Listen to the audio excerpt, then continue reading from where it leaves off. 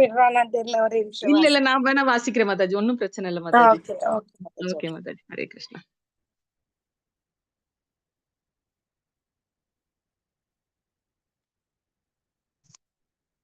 ஹரே கிருஷ்ணா ஹரே கிருஷ்ணா கிருஷ்ண கிருஷ்ணா ஹரே ஹரே, ஹரே ராம ராம ராம ஹரே ஹரே.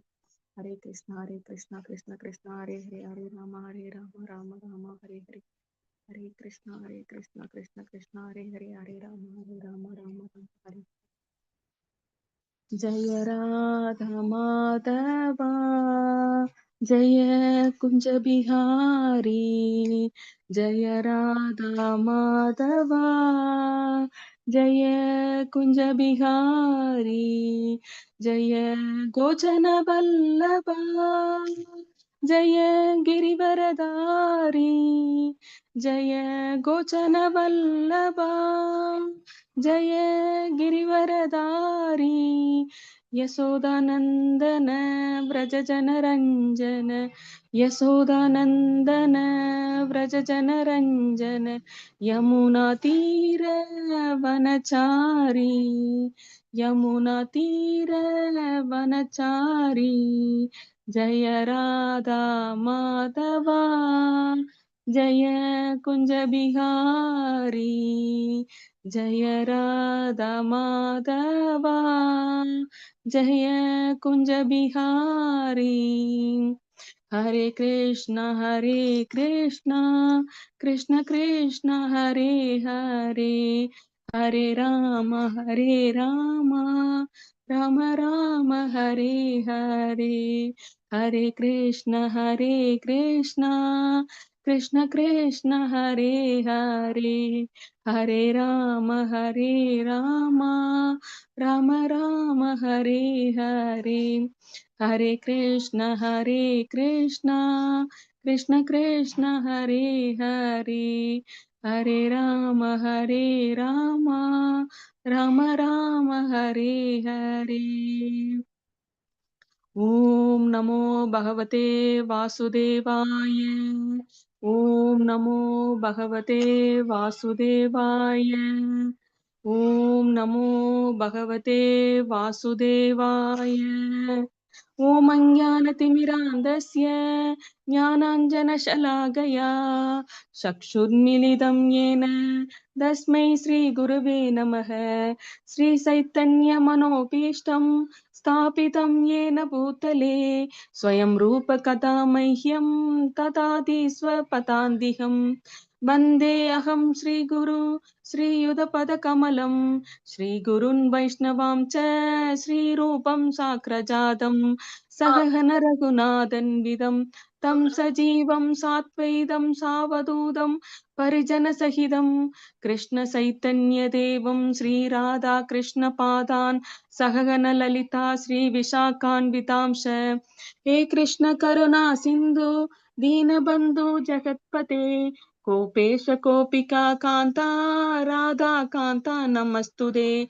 तप्त काञ्चन गौरांगी राधे वृन्दावनेश्वरी, वृषभानुसुते देवी प्रणमामि हरे प्रिये.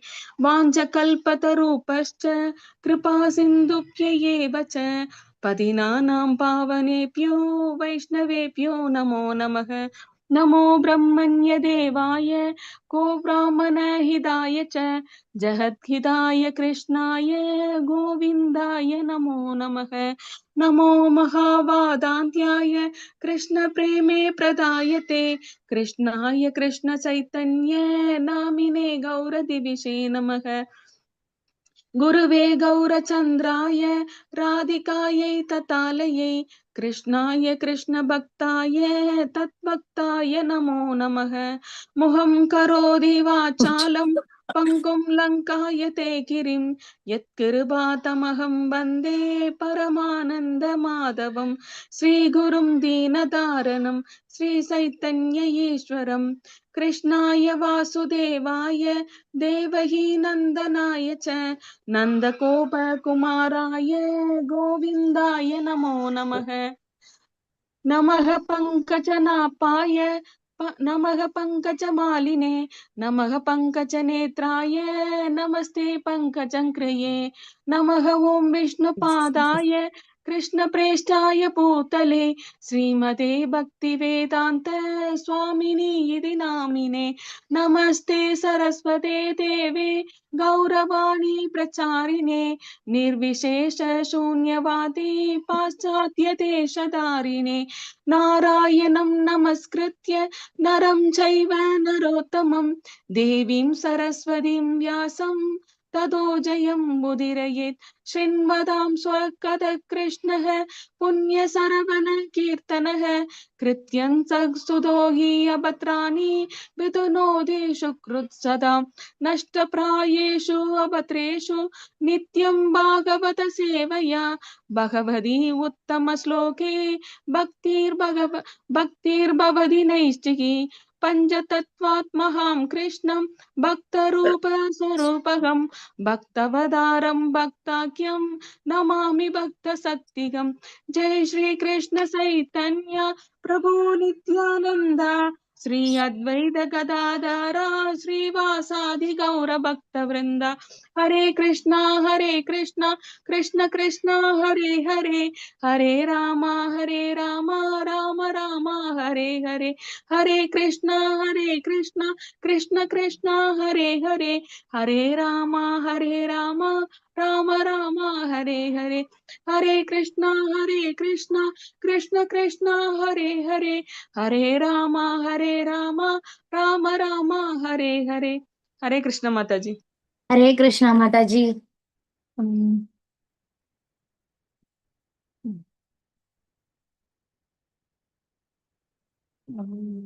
हरे कृष्णा माता जी।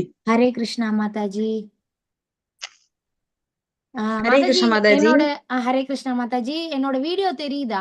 தெரியுது மாதாஜி, தெரியுது. ஹரே கிருஷ்ணா. ஓகே மாதாஜி, ஓகே, தெரியுதுன்னா ஓகே. நீங்களே ஷேர் பண்ணிக்கிறீங்களா மாதாஜி? நான் ஸ்கிரீன் ஷேர் பண்ணிக்கிறேன் மாதாஜி. எல்லா ஸ்லைட்ஸும் நான் செக் பண்ணிட்டேன் வருதான்னு. வருது மாதாஜி. ஷைனி மாதாஜி, தேங்க் யூ so மச். உங்க வீடியோ போன்ல ஆன் பண்ணிக்கோங்க மாதாஜி, திருப்பி போயிருச்சு உங்க வீடியோ. அதுதான் தெரியல மாதாஜி, வீடியோ ஆஃப் ஆகிக்கிட்டே இருக்குது. சரி உங்க போன்ல பரவாயில்ல, ஆன் எனக்கு பண்ணிக்கோங்க. இப்ப ஆன் ஆயிடுச்சுதானே? இப்ப ஆன் ஆயிருச்சு. அது இப்படி கொண்டு வந்தா அது ஆன் ஆகுது. தெரியல அது எப்படி. மாதாஜி இது ஐபேட் மாதாஜி. இதோட இதுவுமே எனக்கு அவ்வளவா ரொம்ப தெரியாது. லேப்டாப்னா தெரியும். பண்ணுங்க, வேற எதுவும் மாத்தாம ஓகேவா தான் இருக்கு. வருது. ஆனா இது இந்த ஸ்லைடுல நடுவுல தெரியுதே இந்த ஜூமு. நான் அதை மினிமைஸ் பண்ணா இது போயிடுது. அது அப்படியே இன்டு மார்க் இருக்கு பாருங்க மாதாஜி. அத டிராக் பண்ணி கீழ கொண்டு வர முடியுமான்னு பார்க்கறேன். அது கொண்டு அது வர ப்ளூ முடியல. எழுங்க. என் பேர் இழுக்குறீங்க. ப்ளூ எழுங்க. புரியல என்ன மாதாஜி? ப்ளூ கலர் இருக்குல்ல மாதாஜி, அதை அப்படியே இழுத்துட்டு வாங்க. அந்த பிளாக் அத ஜூம் அது டிராக் பண்ண முடியல இங்க. இந்த அதான் சொல்றேனே, இது அப்ளிகேஷனே எனக்கு கொஞ்சம் டிஃபிகல்ட்டா இருக்கு, கஷ்டம். அந்த ரெட் கலர்ல போயிடுச்சு மாதாஜி. இப்ப வீடியோ தெரியுதா? நான் காணல. தெரியுது. இப்படி மினிமைஸ் பண்ணி வச்சாதான் தெரியுது. நான் இப்ப பாருங்க. இப்ப வீடியோ தெரியுதா? ஆமா, தெரியல. தெரியல. இப்ப ஆஃப் ஆயிருக்கும் பாருங்க. ஆமா ஆஃப் ஆயிடுச்சு. இப்ப வீடியோ தெரியும் பாருங்க. எஸ். சரி, இப்படியே விளையாடிட்டு இருக்க வேண்டியதான். சரி, நான் அப்படியே வச்சிருக்கேன். ஓகேவா? ஹரே கிருஷ்ணா. எல்லாருக்கும் இந்த L1 18 நாட்கள் பகவத்கீதை வகுப்பிற்கு அன்போடு வரவேற்கிறேன். இன்னைக்கு நம்ம சாப்டர் 16 பார்க்க போறோம். நம்ம ஸ்ரீ ராதா கோவிந்தர் அவங்களோட அருளோட இன்னைக்கு கிளாஸ் ஸ்டார்ட் பண்ணலாம். ஸ்ரீல பிரபுபாதர் அவர்கள் அவங்களோட அருளோடையும் இன்னைக்கு கிளாஸ் ஸ்டார்ட் பண்ணலாம். ஓம் நமோ பகவதே வாசுதேவாய, ஓம் நமோ பகவதே வாசுதேவாய, ஓம் நமோ பகவதே வாசுதேவாய. ஓம் அஞ்ஞானதிமிராந்தஸ்ய ஞானாஞ்சனशलाकया चक्षुरुन्मीलितं येन तस्मै श्रीगुरवे नमः. श्रीचैतन्यमनोभीष्टं स्थापितं येन भूतले स्वयं रूपकदा मह्यं ददाति स्वपदान्तिकं। वन्देऽहं श्रीगुरो श्रीयुतपदकमलं श्रीगुरून् वैष्णवांश श्रीरूपं साग्रजातं सहगण रघुनाथान्वितं तं सजीवं सात्वैतं सावधूतं परिजनसहितं कृष्णचैतन्यदेवं श्रीराधाकृष्णपादान् सहगण ललिता श्रीविशाखान्वितांश। हे कृष्ण करुणा सिन्धु दीनबन्धो जगत्पते गोपेश गोपिका कान्ता राधा कान्ता नमोस्तुते तप्त काञ्चन गौरांगी राधे वृन्दावनेश्वरी ऋषभानुसुते देवी प्रणमामि हरिप्रिये वाञ्छाकल्पतरुभ्यश्च कृपा सिन्धुभ्य एव च पतितानां पावनेभ्यो वैष्णवेभ्यो नमो नमः। जय श्री कृष्ण चैतन्य प्रभु नित्यानंद श्री अद्वैत गदाधर श्रीवासादि गौरभक्त वृंद। हरे कृष्णा कृष्ण कृष्ण हरे हरे हरे राम राम राम हरे हरे हरे कृष्णा कृष्ण कृष्ण हरे हरे हरे राम राम राम हरे हरे हरे कृष्णा। எல்லாருக்கும் ஹரே கிருஷ்ணா. நம்ம 15 சாப்டர்ஸ் இது வரைக்கும் நம்ம பார்த்துருக்கோம். இன்னைக்கு நம்ம சாப்டர் 16th பார்க்கலாம். ஹரே கிருஷ்ணா. சாப்டர் 16th வந்து என்னன்னா தெய்வாசுர சம்பத் விபாக யோகம். அதாவது நம்ம எல்லார்கிட்டையும் தெய்வீக குணங்களும் இருக்கும், அசுர குணங்களும் இருக்கும். அது என்னடா, எதெல்லாம் தெய்வீக குணங்கள், எதெல்லாம் அசுர குணங்கள் அப்படின்னு பகவான் வந்து இன்னைக்கு உள்ள சாப்டர்ல ஃபுல் அண்ட் ஃபுல் அதை தான் சொல்ல போறாங்க. இப்போ இந்த போட்டோலயே பாத்தீங்கன்னா தேவகி அப்புறம் வசுதேவர் அவங்களுக்கு கல்யாணம் ஆகி அப்பந்தான் வந்திருக்காங்க. கம்சன் வந்து ஆக்சுவலா அவன் அண்ணன் முறை, தேவகியோட அண்ணன் முறை, கூட பிறந்த அண்ணன் இல்ல, பெரியமா பையன் அந்த மாதிரி. அவரு தான் அந்த ரதத்தையும் ஓட்டிட்டு வராரு, தங்கச்சிய கூட்டிட்டு வராரு. திடீர்னு ஒரு அசரீரி சொல்லும், இந்த மாதிரி தேவகி வசுதேவரோட 8வது குழந்தை தான் உன்னை கொல்ல போகுது அப்படின்னு சொன்னதுமே அவன் அசுரனா மாறிடுறான். அவன் பேசிக்கலா அசுரன் தான், அப்பப்ப கொஞ்சம் நல்லவனா இருப்பான், அவ்வளவுதான். மற்றபடி பேசிக்கலா அசுரன் தான். அவன் வந்து கொல்லவே போயிடுறான். அப்ப வசுதேவர் பாருங்க தடுக்கிறாரு. அவர் வந்து அவரோட பேச்சு தன்மை வந்து எந்த அளவுக்கு இருக்குன்னா, அந்த அசுரன் அவன் கொலை பண்ணணும்னு ஒருத்தனை தன்னோட பேச்சு திறமையால ஸ்டாப் பண்றாரு, கொலையையே ஸ்டாப் பண்றாருன்னா அப்ப அவருக்கு வசுதேவருக்கு எப்பேற்பட்ட ஒரு பேச்சு திறமை இருக்கும். அவர் சொல்றாரு, நாங்க எங்களுக்கு இப்பதான் கல்யாணம் ஆகி நாங்க வந்திருக்கோம், இந்த அசரீரி சொல்ற மாதிரி 8வது குழந்தை தானே கொல்ல போகுது, நாங்க எங்களை விட்டுரு, நீ இப்படி தங்கச்சிக்கு இப்பதான் கல்யாணம் ஆயிருக்கு, இப்படி உடனே கொலை செஞ்சு நீ அந்த பாவத்தை சம்பாதிச்சுக்காத, 8வது குழந்தை தானே வேணும், எங்களுக்கு பறக்க போற எல்லா குழந்தையும் நாங்க வந்து உன்கிட்ட கொடுத்துடுறோம், அதனால நீ எங்களை விட்டுரு அப்படின்ட்டு சொல்லுவோம். இன்னும் நிறைய விஷயம் ஆக்சுவலா சொல்லுவாரு, நான் கட் ஷார்ட் பண்ணி சொல்றேன். உடனே கம்சனுக்கும் அவர் சொன்ன இது வந்து திருப்திகரமா இருக்கிறனால விட்டுருவான் அவங்கள. அப்படியும் நாரதர் வந்து இது பண்ணி விட்டுருவாரு. அதனால அவங்க 2 பேரையும் ஜெயில போட்டுருவான், தேவகியும் வசுதேவரையும் ஜெயில போட்டுருவான். ஸோ ஜெயில தான் எல்லா குழந்தைகளும் பிறக்கும் அந்த மாதிரி. ஸோ கதை அப்படி போகும். நம்ம இன்னைக்கு சாப்டர் 16ல பார்க்க போறோம். அதாவது இதெல்லாம் தெய்வீக குணங்கள். நம்ம எல்லார்கிட்டயுமே தெய்வீக குணங்களும் இருக்கு, அசுர குணங்களும் இருக்கு. நம்ம இது வரைக்கும் வந்து என்ன நினைச்சிட்டு இருப்போம்னா, சில குணங்கள் நம்ம கிட்ட இருக்கிற குணங்கள் அது ஒன்றும் தப்பான குணம் இல்லை அப்படின்னு நினைச்சிட்டு இருப்போம். ஆனா இப்ப பகவான் வந்து சொல்றாங்க, இந்த குணங்கள்லாம் நம்ம கிட்ட இருக்குன்னா அது அசுர குணங்கள், அது நீ வச்சுக்காத அப்படின்றது சொல்லுவாங்க. ஒரு பெரிய லிஸ்டே இருக்கு, தெய்வீக குணங்கள் எதெல்லாம், அசுர குணங்கள் எதெல்லாம் அப்படின்றது இன்னைக்கு உள்ள சாப்டர்ல நம்ம பார்க்கலாம். ஓம் நமோ பகவதே வாசுதேவாய, ஓம் நமோ பகவதே வாசுதேவாய, ஓம் நமோ பகவதே வாசுதேவாய. ஓம் ஸ்ரீ கிருஷ்ணாய பரமாத்மனே நமः. அத ஷோடசோऽध्यायः தெய்வ அசுர சம்பத் விவாக யோகः. இப்போ ஃபர்ஸ்ட் 3 ஸ்லோகமுமே நான் சொல்லியிருக்கேன் இல்லையா, சில ஸ்லோகம்ஸ், சில இதை நீங்க இதை ஸ்கிரீன்ஷாட் கூட எடுத்து வச்சுக்கலாம். இது ரொம்ப ரொம்ப இம்பார்ட்டன்டான விஷயங்கள் பகவான் இந்த ஃபர்ஸ்ட் 3 ஸ்லோகம்ஸ்ல சொல்றாங்க. இந்த குவாலிட்டிஸ் இது எல்லாமே தெய்வீக குணங்கள். இந்த குணங்கள்லாம் நம்ம கிட்ட இருக்கா இல்லையா அப்படின்றத நம்ம செல்ஃப் அனலைஸ் பண்ணணும். இல்லை அப்படின்னா அதை கண்டிப்பா நம்ம வளர்த்துக்கணும். அதுதான் பகவான் நம்ம எல்லார்கிட்ட இருந்தும் எதிர்பார்க்கறது. ஏன்னா பகவான் அர்ஜுனருக்கு சொல்றது எல்லாமே, அர்ஜுனன் வந்து on behalf of all of us தான் கேட்கறான். அவன் கேட்கிற கேள்விகள் எல்லாமே நம்ம மனசுக்குள்ள தோன்ற அந்த கேள்விகள் தான் அர்ஜுனர் கேட்கிறாரு. ஸோ பகவான் அர்ஜுனருக்கு சொல்ற எல்லா விஷயங்களும் நமக்கு சொன்னதா நம்ம எடுத்துக்கிட்டு நம்ம லைஃபை லீட் பண்ணணும். ஸோ இங்க வந்து பகவான் என்ன சொல்றாங்கன்னா, அச்சமின்மை, எந்தெந்த விஷயத்துல தேவையே இல்லாம ரொம்ப பயப்பட்டுட்டு இருக்கக்கூடாது, பயப்படாம இருக்கணும். பாரதியாரே சொல்லியிருக்காரு இல்லையா, அச்சம் இல்லை அச்சம் இல்லை அச்சம் என்பது இல்லை ஏன்னு. பாரதியார் அவரோட வாழும் காலத்துல அவரை யாருமே மதிக்கல. ஆனா அவரு இறந்துட்ட அப்புறம் அவரோட போயம்ஸா இருக்கட்டும் எல்லாமே நல்ல அவரை வந்து கொண்டாடினாங்க. ஆனா உயிரோடு இருக்கும்போ யாருமே ஒண்ணுமே அவரை கண்டுக்க கூட இல்லை.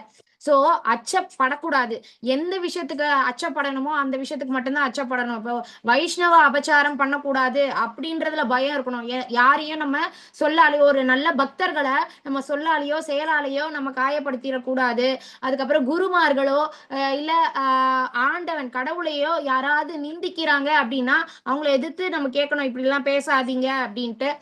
சப்போஸ் அவங்க ரொம்ப விகண்டா இப்போ பாத்தீங்கன்னா கரண்டா யூடியூப்ல நிறைய பேர் அடிச்சுக்கிறாங்க, பகவானை பத்தி அவதூறா பேசுறது இல்ல குருமார்களை பத்தி அவதூறா பேசுறது. இப்ப சனாதன தர்மத்தை பொறுத்த வரைக்கும் நிறைய சம்பிரதாயங்கள் இருக்கு, நிறைய குருமார்கள் இருக்காங்க. எல்லாருமே டிவோட்டீஸ பகவான் கிட்ட கொண்டு போய் சேர்க்கறதுக்கு அந்த டிசிப்ளின்டு வேவை தான் சொல்லி கொடுக்குறாங்க. அதனால இதுல எந்த ஒரு சம்பிரதாயமும் இது உயர்வு இது தாழ்வு அப்படின்னு இல்லவே இல்லை. சோ அதனால அப்படி யாராவது தப்பு தப்பா பேசிக்கிட்டு இருக்காங்கன்னா அந்த குரூப்ல இருந்தே வெளியே வந்துடணும். நம்ம தேவையில்லாம நம்ம ப்ரெஷியஸ் டைம் அந்த மாதிரி விகண்டாவாதத்துல ஈடுபடக்கூடாது. அதை பாக்குறது கூட தப்பு. இப்ப புரிஞ்சுக்கோங்க, யூடியூப்ல நம்ம எத்தனை பேர் நம்ம யூடியூப்ல என்ன மாதிரியான விஷயங்கள் நல்ல காரசாரமா இருக்கே விவாதம் அப்படின்ட்டு சொல்லி நம்ம காது கொடுத்து கேட்க கூடாது. அப்புறம் தனது நிலையை தூய்மைப்படுத்துதல், போத் பிசிக்கலாவும் நம்ம தூய்மையோட இருக்கணும், மென்டலாவும் தூய்மையோட இருக்கணும். பிசிக்கலா நமக்கு தெரியும், நம்ம 2 தடவை 3 தடவை குளிச்சோன்னா தூய்மை ஆயிடும். மென்டலா எப்படி நம்ம தூய்மையா இருக்கிறது, அது நாம ஜபம் பண்றது மூலியமா பகவானோட விஷயங்கள், பகவானோட கதைகள் கேட்கலாம், பகவானோட பத்தின பாடல்களை பாடலாம். இந்த மாதிரியான விஷயங்கள்ல ஈடுபட்டு நம்ம மனசை மென்டலி நம்ம தூய்மைப்படுத்திக்கலாம். ஆன்மீக ஞானத்தை விருத்தி செய்து கொள்ளுதல், இதுல ஒரு விஷயமும் நம்ம வளர்த்துக்கணும். பகவான் என்ன சொல்றாங்கன்னா இது எல்லாமே தெய்வீக குணங்கள்னு சொல்றாங்க. இப்ப எல்லாருமே பாத்தீங்கன்னா நம்ம எல்லாருமே இந்த பகவத்கீதை கிளாஸ், பாகவதம் class, bhajan class, shloka class, இந்த மாதிரி எவ்வளவு கிளாஸஸ் இங்க இஸ்கான் பெங்களூர்ல போயிட்டு இருக்கு இல்லைங்களா. சோ நம்ம இது எல்லாம் கிருஷ்ணா புக் ரீடிங் இருக்கு, நீ இன்னைக்கு மத்தியானம் இருந்தது இல்லையா. சோ இது எல்லாமே பாத்தீங்கன்னா நம்ம கிருஷ்ணரோட அந்த கம்யூனிகேஷன்ல இருக்கணும், பகவானோட ஸ்மரணையில நம்ம இருக்கோம். இது எல்லாம் ஒரு கிளாஸ் நம்ம அட்டென்ட் பண்றப்போ நம்மளோட ஆன்மீக ஞானம் விருத்தி ஆகிக்கிட்டே இருக்கும். இதுல ஈடுபடுங்கன்னு பகவானே சொல்லியிருக்காங்க இந்த ஸ்லோகம்ல. தானம், பகவான் நம்மளோட சக்திக்கு ஏற்ப நமக்கு என்ன முடியுதோ அது நம்ம சக்திக்கு ஏற்ப தானங்கள் கண்டிப்பா கொடுக்கணும் அப்படின்னு பகவான் சொல்லியிருக்காங்க. அடுத்தடுத்த சாப்டர், அதாவது 17th சாப்டர் 18th சாப்டர்ல யாருக்கெல்லாம் தானம் கொடுக்கலாம், எந்த நேரத்துல தானம் கொடுக்கலாம் அப்படின்றது எல்லாமே இன்னும் டீட்டெயில்டா சொல்லுவாங்க. சோ இங்க தானங்கள் கண்டிப்பா கொடுக்கணும் அப்படின்னு பகவான் சொல்றாங்க. அது தெய்வீக குணம், அதையும் நம்ம புரிஞ்சுக்கணும். சுய கட்டுப்பாடு, இத பத்தியும் நிறைய ஸ்லோகம்ல பகவான் சொல்லியிருக்காங்க. நம்ம புலன்களை கட்டுப்பாடோட வச்சுக்கணும். ஏன்னா நம்ம ஐம்புலன்களாலதான் நம்ம பிரச்சனை வர்றதுக்கு காரணமே இந்த ஐம்புலன்கள் தான். சோ அத கட்டுப்பாடோட வச்சுக்கணும். யாகம் செய்தல், இப்ப 4 யுகம் இருக்கு இல்லையா, சத்திய யுகம், திரேதா யுகம், துவாபர யுகம், கலியுகம். நம்ம இருக்கிறது கலியுகம். சோ பகவான் 5000 இயர்ஸ் பிஃபோரே அந்த அந்த அந்த டைம்ல என்ன யாகம், இந்த ஃபர்ஸ்ட் 3 யுகத்திலயும் பாத்தீங்கன்னா நிறைய யாகங்கள் எப்படி சாஸ்திரத்துல சொல்லப்பட்டிருக்கோ அதை பர்ஃபெக்டா பண்ணி அவங்களோட பாவங்களை எல்லாம் போக்கிக்கிட்டாங்க. அப்புறம் அவங்களுக்கு என்னென்ன தேவைகளோ அதை நிறைவேற்றிக்கிட்டாங்க. இப்ப நம்ம இருக்கிறது கலியுகம். கலியுகம்ல சாஸ்திர முறைப்படி நம்ம யாகங்கள் செய்யணும். அப்கோர்ஸ் எல்லா இடத்துலயும் நிறைய இடத்துல பக்தி நல்லாதான் விருத்தி ஆயிருக்கு. இப்ப கலியுகத்துல எங்க கோயில் போனாலும் நீங்க எல்லா கோயிலையும் நல்ல கூட்டம் பார்க்கலாம். நிறைய பக்தர்கள் போறாங்க, கோயிலுக்கு போறாங்க, அதுல எந்த குறையுமே இல்லை. ஆனா ஈக்குவலா சினிமா தியேட்டருக்கு போறதும் ஒரு கிரிக்கெட் கிரவுண்டு கிரிக்கெட் ஸ்டேடியம்க்கு போற கூட்டமும் ஜாஸ்தியா இருக்கு. சோ அதுதான் நம்ம நோட் பண்ண வேண்டிய விஷயம். நம்ம பகவானை நோக்கி போறோமா இல்ல வேற எங்கேயாவது போறோமா. இப்ப வேற எங்கேயாவது போறோம்னா அந்த கூட்டமும் இருக்கு இல்லையா, இங்க இருக்கிற கூட்டமும் கூட அங்க போகலாம். சோ அதனால நம்ம எங்க போறோம். இப்ப இங்க கலியுகத்தை பொறுத்த வரைக்கும் சாஸ்திரத்துல சொல்லப்பட்ட முறைப்படி யாகங்கள் செய்யணும் அப்படின்னா அந்த பியோர் கீ, யாகத்துக்கு நெய் இல்லாம இல்லையா. சோ அந்த பியோர் நெய் கிடைக்கிறதும் இப்போ உள்ள இதுல பியோர் நெய் கிடைக்கிறது ரொம்ப கஷ்டம். அப்கோர்ஸ் நிறைய பேர் வீட்டிலேயே கூட நெய்யெல்லாம் ப்ரிப்பேர் பண்றாங்க. ஆனாலும் பர்ஃபெக்டா பண்ணணும் அப்படின்னா கொஞ்சம் கஷ்டம். ஆனா இந்த கலியுகத்துல நாம ஜபம், நம்ம ஹரே கிருஷ்ணா மகாமந்திரத்தை ஜபிக்கிறோம் அப்படின்னா அதுவே ஒரு பெரிய யாகம் செய்யறதுக்கு, நம்ம வீட்டுல யாகம் செஞ்சா என்ன பலன் கிடைக்குமோ அது நம்ம ஹரே கிருஷ்ணா மகாமந்திர நாம ஜபம் செய்யறதுனாலேயே கிடைச்சிரும். அதுவுமே இனி வரக்கூடிய இதுக்கு முன்னாடி கூட நம்ம பார்த்திருப்பீங்க, நீங்க திலகவதி மாதாஜி கிளாஸ் எடுக்கிறப்போ ஏதாவது ஒரு ஸ்லைட்ல வந்திருக்கும். யாகம் செய்யறதுக்கான பலன்களை நம்ம நாம ஜபம் செய்யறது மூலியமாவே கிடைக்கும். அது மாதிரி ஸ்லோகங்கள் நமக்கு அர்த்தம் புரியலனாலும் பரவாயில்ல, ஸ்லோகங்கள் வாசிக்க ட்ரை பண்றோம், இது பண்ணி கத்துக்கிறோம், கொஞ்சம் கொஞ்சமா கத்துக்கிறோம். டெய்லியும் ஒரு 5 ஸ்லோகம் வாசிச்சாலே அதுக்குமே பலன்கள் உண்டு. வேதங்களை கற்றல், வேதங்களோட ரிக் யஜுர் சாம அதர்வனம், அந்த வேதங்களெல்லாம் நம்ம படிக்கணும்னா நமக்கு ஆயுசு காலம் பத்தாது. சோ வேதங்களோட சாரமா இருக்கிற இந்த பகவத்கீதையை படிச்சோம் அப்படின்னாலுமே நல்ல விஷயம். பகவான் வந்து வேதங்களை படி அப்படின்னு சொல்றாங்க. அதாவது வேதங்களோட சாரமா இருக்கிற இந்த பகவத்கீதையை நம்ம படிக்கலாம். அப்புறம் தவம்ன்றது நமக்கு ஒரு விஷயம் ரொம்ப பிடிச்சிருக்கு. இப்ப உதாரணத்துக்கு டீ காஃபி குடிக்கிறது அதெல்லாம் ரொம்ப பிடிச்சிருக்கு. ஆனா பகவான் சொல்றாங்க அது வந்து அந்த 4 ரெகுலேட்டிவ் பிரின்சிபல்ஸ்ல இன்டாக்சிகேஷன், அதாவது ட்ரக்ஸ் எடுத்துக்கிறதோட கம்பேர் பண்றாங்க டீ காஃபி குடிக்கிறத. ஸோ நான் சரி எனக்கு ரொம்ப பிடிக்கும், ஆனா பகவான் சொல்லிட்டாங்க அதை சாப்பிடக்கூடாதுன்னு, ஸோ நான் அதை குடிக்கிறது இல்லை அப்படின்னு நான் முடிவு பண்ணிட்டேன்னா அது ஒரு பெரிய தவம். ஏகாதசி விரதம் கண்டினியூஸா நம்ம ஃபாலோ பண்றோம் அப்படின்னா அதுவும் ஒரு பெரிய தவம். டெய்லியும் நாங்க 16 சுற்றுகள் ஹரே கிருஷ்ணா மகாமந்திரம் ஜபிக்கிறோம் அப்படின்னா அதுவும் பெரிய தவம். பகவத்கீதையில பகவான் என்ன சொல்லியிருக்காங்களோ அதுபடி நாங்க வாழ்றதுக்கு முயற்சி பண்றோம் அப்படின்னா அதுவுமே தவம். எனக்கு அதாவது இதுக்கு முன்னாடி பகவத்கீதை கிளாஸ் அட்டென்ட் பண்றதுக்கு முன்னாடி நிறைய நல்ல நான்வெஜ் சாப்பிட்டுட்டு இருப்பாங்க. பகவத்கீதை கிளாஸஸ் எல்லாம் அட்டென்ட் பண்ண பகவான் வந்து நான்வெஜ் சாப்பிடக்கூடாதுன்னு சொல்லியிருக்காங்க, ஸோ நான் சாப்பிட மாட்டேன் அப்படின்னு சொல்லி அவங்க வெஜிடேரியனா மாறுறாங்க இல்லையா, அதுவுமே ஒரு பெரிய தவம் தான். சோ இது எல்லாமே தவம். அப்புறம் கிரகஸ்தர்களா இருக்கிறவங்க எந்தெந்த நாள் அதை பத்தி நம்ம பார்ப்போம். அதாவது துறவுன்னு ஒரு வேர்டு இருக்கு பாருங்க. அதாவது இப்ப அர்ஜுனர் வந்து சன்னியாசி கிடையாது, கிரகஸ்தர் தான். நம்மள மாரி கிரகஸ்தர் தான் அவரும். சோ பகவான் என்ன சொல்றாங்கன்னா எந்த அளவுக்கு கிரகஸ்தர்களாக இருந்தாலும் எந்த அளவுக்கு பிரம்மச்சரியத்தை கடைபிடிக்க முடியுமோ கடைபிடிக்கணும் அப்படின்னு சொல்லியிருக்காங்க. உதாரணத்துக்கு நல்ல விசேஷ நாட்கள்ல ஹஸ்பண்ட் அண்ட் ஒய்ஃப் சேர்ந்து இருக்கக்கூடாது.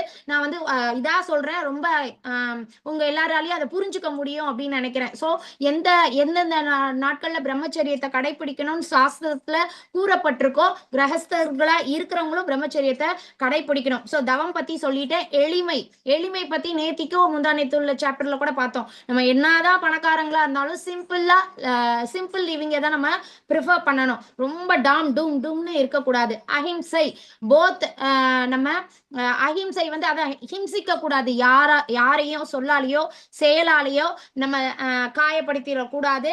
அந்த அஹிம்சையில லிவிங் திங்ஸ் எந்த ஒரு ஜீவராசிகளுக்கும் நம்ம வந்து தொந்தரவு கொடுக்க கூடாது. வாய்மை வந்து நம்ம என்ன நினைக்கிறோம், நம்ம ட்ரூத்ஃபுல்லா இருக்கணும். நம்ம என்ன மனசுல நினைக்கிறோம், நம்ம என்ன சொல்றோம் அதைத்தான் நம்ம செய்யணும். நம்ம சொல்றது ஒண்ணு செய்யறது வேறொன்னா இருக்குன்னா அது வாய்மை. அந்த பர்டிகுலர் பர்சன் வாய்மை உள்ளவரா கருதப்பட மாட்டாங்க. சோ வாய்மை ரொம்ப முக்கியம். கோபத்திலிருந்து விடுபட்ட தன்மை, இது ஆக்சுவலா இந்த விஷயம் தான் ரொம்ப கஷ்டம். ஏன்னா நம்ம எல்லாருமே கோபம் அப்படியே சர்வசாதாரணமா நமக்கு கோபம் வரும். சோ பகவான் என்ன சொல்றாங்கன்னா நீ கோபத்துல இருந்து விடுபட்டே ஆகணும் அப்படின்ட்டு பகவான் சொல்றாங்க. துறவு பத்தி இப்பதான் சொன்னேன். எந்தெந்த நாட்கள்ல பிரம்மச்சரியத்தை கடைபிடிக்கணுமோ அந்த நாட்கள்ல கண்டிப்பா பிரம்மச்சரியத்தை கடைபிடிக்கணும் கிரகஸ்தர்களா இருந்தாலும். அதுக்கப்புறம் எனக்கு ஒரு விஷயம் ரொம்ப பிடிச்சிருக்கு. எனக்கு இதுக்கு முன்னாடி எல்லாம் ரொம்ப நகை மேல ரொம்ப ஆசை. இது நான் சில எக்ஸாம்பிள்ஸ் தான் சொல்றேன், நீங்க உங்களுக்கு போட்டுக்கலாம். நீங்க மெட்டீரியல் லைஃப்ல உங்களுக்கு என்ன அட்ராக்ஷன்ஸ் ரொம்ப இருக்கு, அபார்ட் ஃப்ரம் கிருஷ்ணா என்ன அட்ராக்ஷன் உங்களுக்கு இருக்குன்றதை நீங்களே போட்டுக்கலாம். அது எனக்கு ரொம்ப பிடிக்கும். எனக்கு நகை ரொம்ப பிடிக்கும். நான் வந்து வாங்கிக்கிட்டே இருப்பேன் அப்படின்னா, ஆனா இப்போ நான் பகவத்கீதை கிளாஸஸ் அட்டென்ட் பண்ணிட்ட அப்புறம் எனக்கு போதும், எனக்கு இருக்கிறதே போதும், ஆண்டவன் இதே நிறைய கொடுத்துருக்கான், இதுக்கு மேலே எனக்கு வாங்கிக்கிட்டு இருக்கணும்ன்றதுல விருப்பம் இல்லை.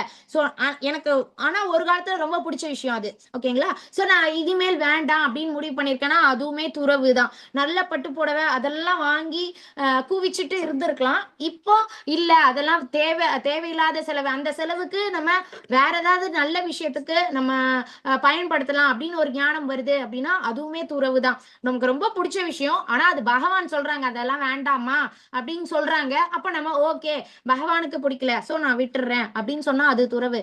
சாந்தி போத் நம்ம வந்து வெளியே நம்ம எல்லாரும் ஒரு ஒரு ஃபேமிலி கெட் டுகெதர் மாதிரி இருக்கு, எல்லாரும் சேர்ந்து நல்லா பேசிக்கிட்டு எடுத்துக்கிட்டே இருக்காங்க, திடீர்னு ஒரு சண்டை அந்த மாதிரி வருது.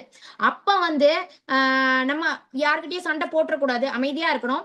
அண்ட் மனசுக்குள்ளேயும் அவ அப்படி பேசிட்டா என்னதான் இருந்தா அப்படி மனசுக்குள்ள நம்ம பேசிக்கிட்டே இருப்போம் இல்லையா? ஸோ மனசுக்குள்ளேயே பேசுறத ஸ்டாப் பண்ணணும். ஸோ மனசுக்குள்ளேயே சாந்தியோட இருக்கணும். ஓகேங்களா? குற்றம் காண்பதில் விருப்பமின்மை. ஸோ ஒருத்தங்க என்ன தப்பு செய்யறாங்கன்னு சில பேர் இந்த உதாரணம் சொன்னா நீங்க எல்லாருமே புரிஞ்சுக்கலாம். ஒரு ஒரு பையன் ஒரு ஒரு ஒரு கல்யாணமாகி புதுசா வராங்க, ஒரு பையன் ஒய்ஃபை கூட்டிட்டு வரான். அந்த ஒய்ஃப் ஆக்சுவலா அவளோட அப்பா அம்மா எல்லாரையும் விட்டுட்டு வரா, புதுசு, இந்த இடமே ரொம்ப புதுசு. மாமனார் மாமியார் அவங்க ஹஸ்பண்ட் எல்லாரும் இருக்காங்க. அந்த அந்த பொண்ணு அவளுக்கு தெரிஞ்சதை தான் சமைச்சிட்டு கொடுத்துட்டு இருக்கா, கஷ்டப்பட்டு பண்றா. ஃபர்ஸ்ட் நாள்ல இருந்தே அந்த மாமியார் வந்து திட்டுறாங்க, என்ன சமைச்சிருக்க, இதெல்லாம் மனுஷன் சாப்பிடுவானா, நல்லாவே இல்லை, இப்படிதான் அவங்க அம்மா வளர்த்து விட்டாங்களா அப்படின்னு சொல்லி ரொம்ப காயப்படுத்துறாங்க அந்த மருமகளை. அதுக்கப்புறம் சரி அவ கஷ்டப்பட்டு சரி நம்ம வந்து சண்டையெல்லாம் போட்டுறக்கூடாது, அவங்க சரி சரி எத்தனை நீங்க எப்படி சொல்றீங்க, நீங்க சொல்லி கொடுங்க நான் அதை கத்துக்கிறேன் அப்படின்னு சொல்லி அந்த பொண்ணு கத்துக்கிறா, பார்த்து பார்த்து எல்லாமே பண்றா. ஆனாலும் அந்த மாமியார் வந்து இவகிட்ட என்ன குற்றத்தை, நான் எல்லா மாமியாரும் சொல்லல, சில மாமியார்கள் இன்னும் கூட இருக்காங்க அந்த மாதிரி குற்றத்தை கண்டுபிடிக்கிற. இது மாமியார்னு இல்லை, நீங்க ஆபீஸ்ல கூட உங்களுக்கு மேல இருக்கிற பாஸ் அவங்க கூட இருக்கலாம். என்ன எவ்வளவு கஷ்டப்பட்டு ஒரு ப்ராஜெக்ட் கொடுக்குறாங்க, கஷ்டப்பட்டு எல்லாம் செஞ்சு கொண்டு போய் கொடுத்தாலும் அதுல ஒரு சின்ன இதுதான் இருக்கும். அதை வந்து நீங்க இப்படி பண்ணி இருந்திருக்கலாம் அப்படின்னு சொல்லி சாஃப்டா அதை கொண்டு போகலாம். ஆனா அப்படி கொண்டு போகாம என்ன செஞ்சிருக்க, இதுக்குதான் நீ என்ஜினியரிங் படிச்சியா அப்படின்னு சொல்லி அவங்கள ஹர்ட் பண்றது, அந்த மாதிரி பண்ணக்கூடாது அப்படின்னு பகவான் சொல்லியிருக்காங்க. ஏன்னா பகவானே குற்றத்தை பாக்குறது இல்ல. பகவான்லாம் நம்ம கிட்ட இப்ப அந்த குற்றத்தை சொல்றவங்க பெர்ஃபெக்டா, இங்க யாருமே பெர்ஃபெக்ட் இல்ல. பகவானே குற்றத்தை பார்க்காதப்போ நம்ம மனுஷங்க நம்ம ஒருத்தருக்கு ஒருத்தர் வந்து தட்டி கொடுத்துதான் போகணுமே தவிர, அப்படி தப்பு செஞ்சுட்டாங்கனாலும் அதை சாஃப்டா ஹர்ட் ஆகாம எந்த விதத்துலயும் ஹர்ட் ஆகாத மாதிரி நம்ம சொல்லி கொடுக்கணுமே தவிர அப்படியே கார்னர் பண்ணக்கூடாது அவங்கள. அப்ப அவங்களுக்கு எவ்வளவு கஷ்டமா இருக்கும் இல்லையா? சோ நீங்க குற்றத்தை பார்க்காதீங்க அப்படின்ட்டு பகவான் சொல்றாங்க. குற்றம் காண்பதில் விருப்பம், அதுல விருப்பமே, தப்பு பண்ணாலும் அது ரொம்ப பெருசா எடுத்துக்காதீங்க. இமீடியட் ஃபேமிலி மெம்பர்ஸ்ல சொல்றேன். ஆபீஸ்ல அப்படின்னா அவங்க தப்பு பண்ணிட்டாங்க அப்படின்னாலும் அது சாஃப்டா எப்படி சொல்லணுமோ அப்படி சொல்லணுமே தவிர ரொம்ப காயப்படுத்துற மாதிரி நம்ம குற்றத்தை கண்டுபிடிச்சுக்கிட்டே இருக்க கூடாது. அதுக்கப்புறம் எல்லா உயிர்களின் மீதும் கருணை எல்லா லிவிங் மனுஷன் கருணை காட்டணும். மனுஷன் மற்ற ஜீவராசிகளுக்கும் கருணையோட இருக்கணும். பேராசையிலிருந்து விடுபட்ட தன்மை, நம்ம கிட்ட என்ன இருக்கோ அதோட நம்ம திருப்தியோட இருக்கணும். இன்னும் எனக்கு வேணும்னு பேராசைப்படக்கூடாது.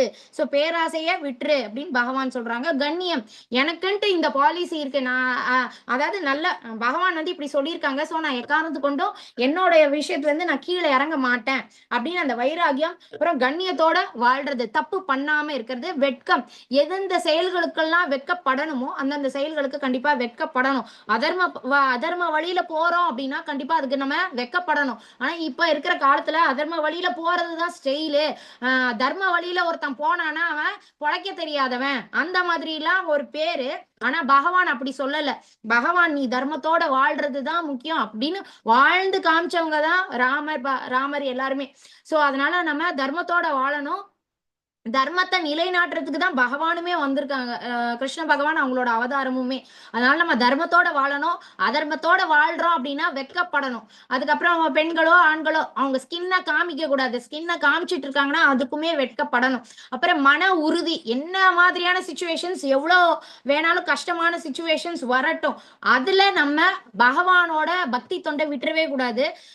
பக்தி பண்ணி எனக்கு இந்த கஷ்டம் வந்திருக்கு, நான் பகவான் கிட்ட எனக்கு பகவான் மேல நம்பிக்கை இருக்கு, சோ நான் விடாம பக்தி தொண்டு செஞ்சுட்டு வருவேன், எனக்கு பகவான் அந்த ஸ்ட்ரென்த்தை கொடுப்பாங்க இந்த சிச்சுவேஷனை ஓவர் கம் பண்றதுக்கு அப்படின்னு அந்த மன உறுதி கண்டிப்பா இருக்கணும். வீரமும் நான் முன்னாடியே நம்ம பார்த்துட்டோம். அச்சமின்மை வீரம் எல்லாமே ஒண்ணுதான்.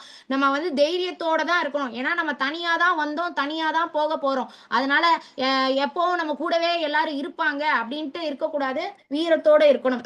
மன்னிக்கும் தன்மை. இந்த மன்னிக்கும் தன்மை இல்லாதனாலதான் நிறைய குடும்பங்கள்ல நிறைய பிரச்சனை.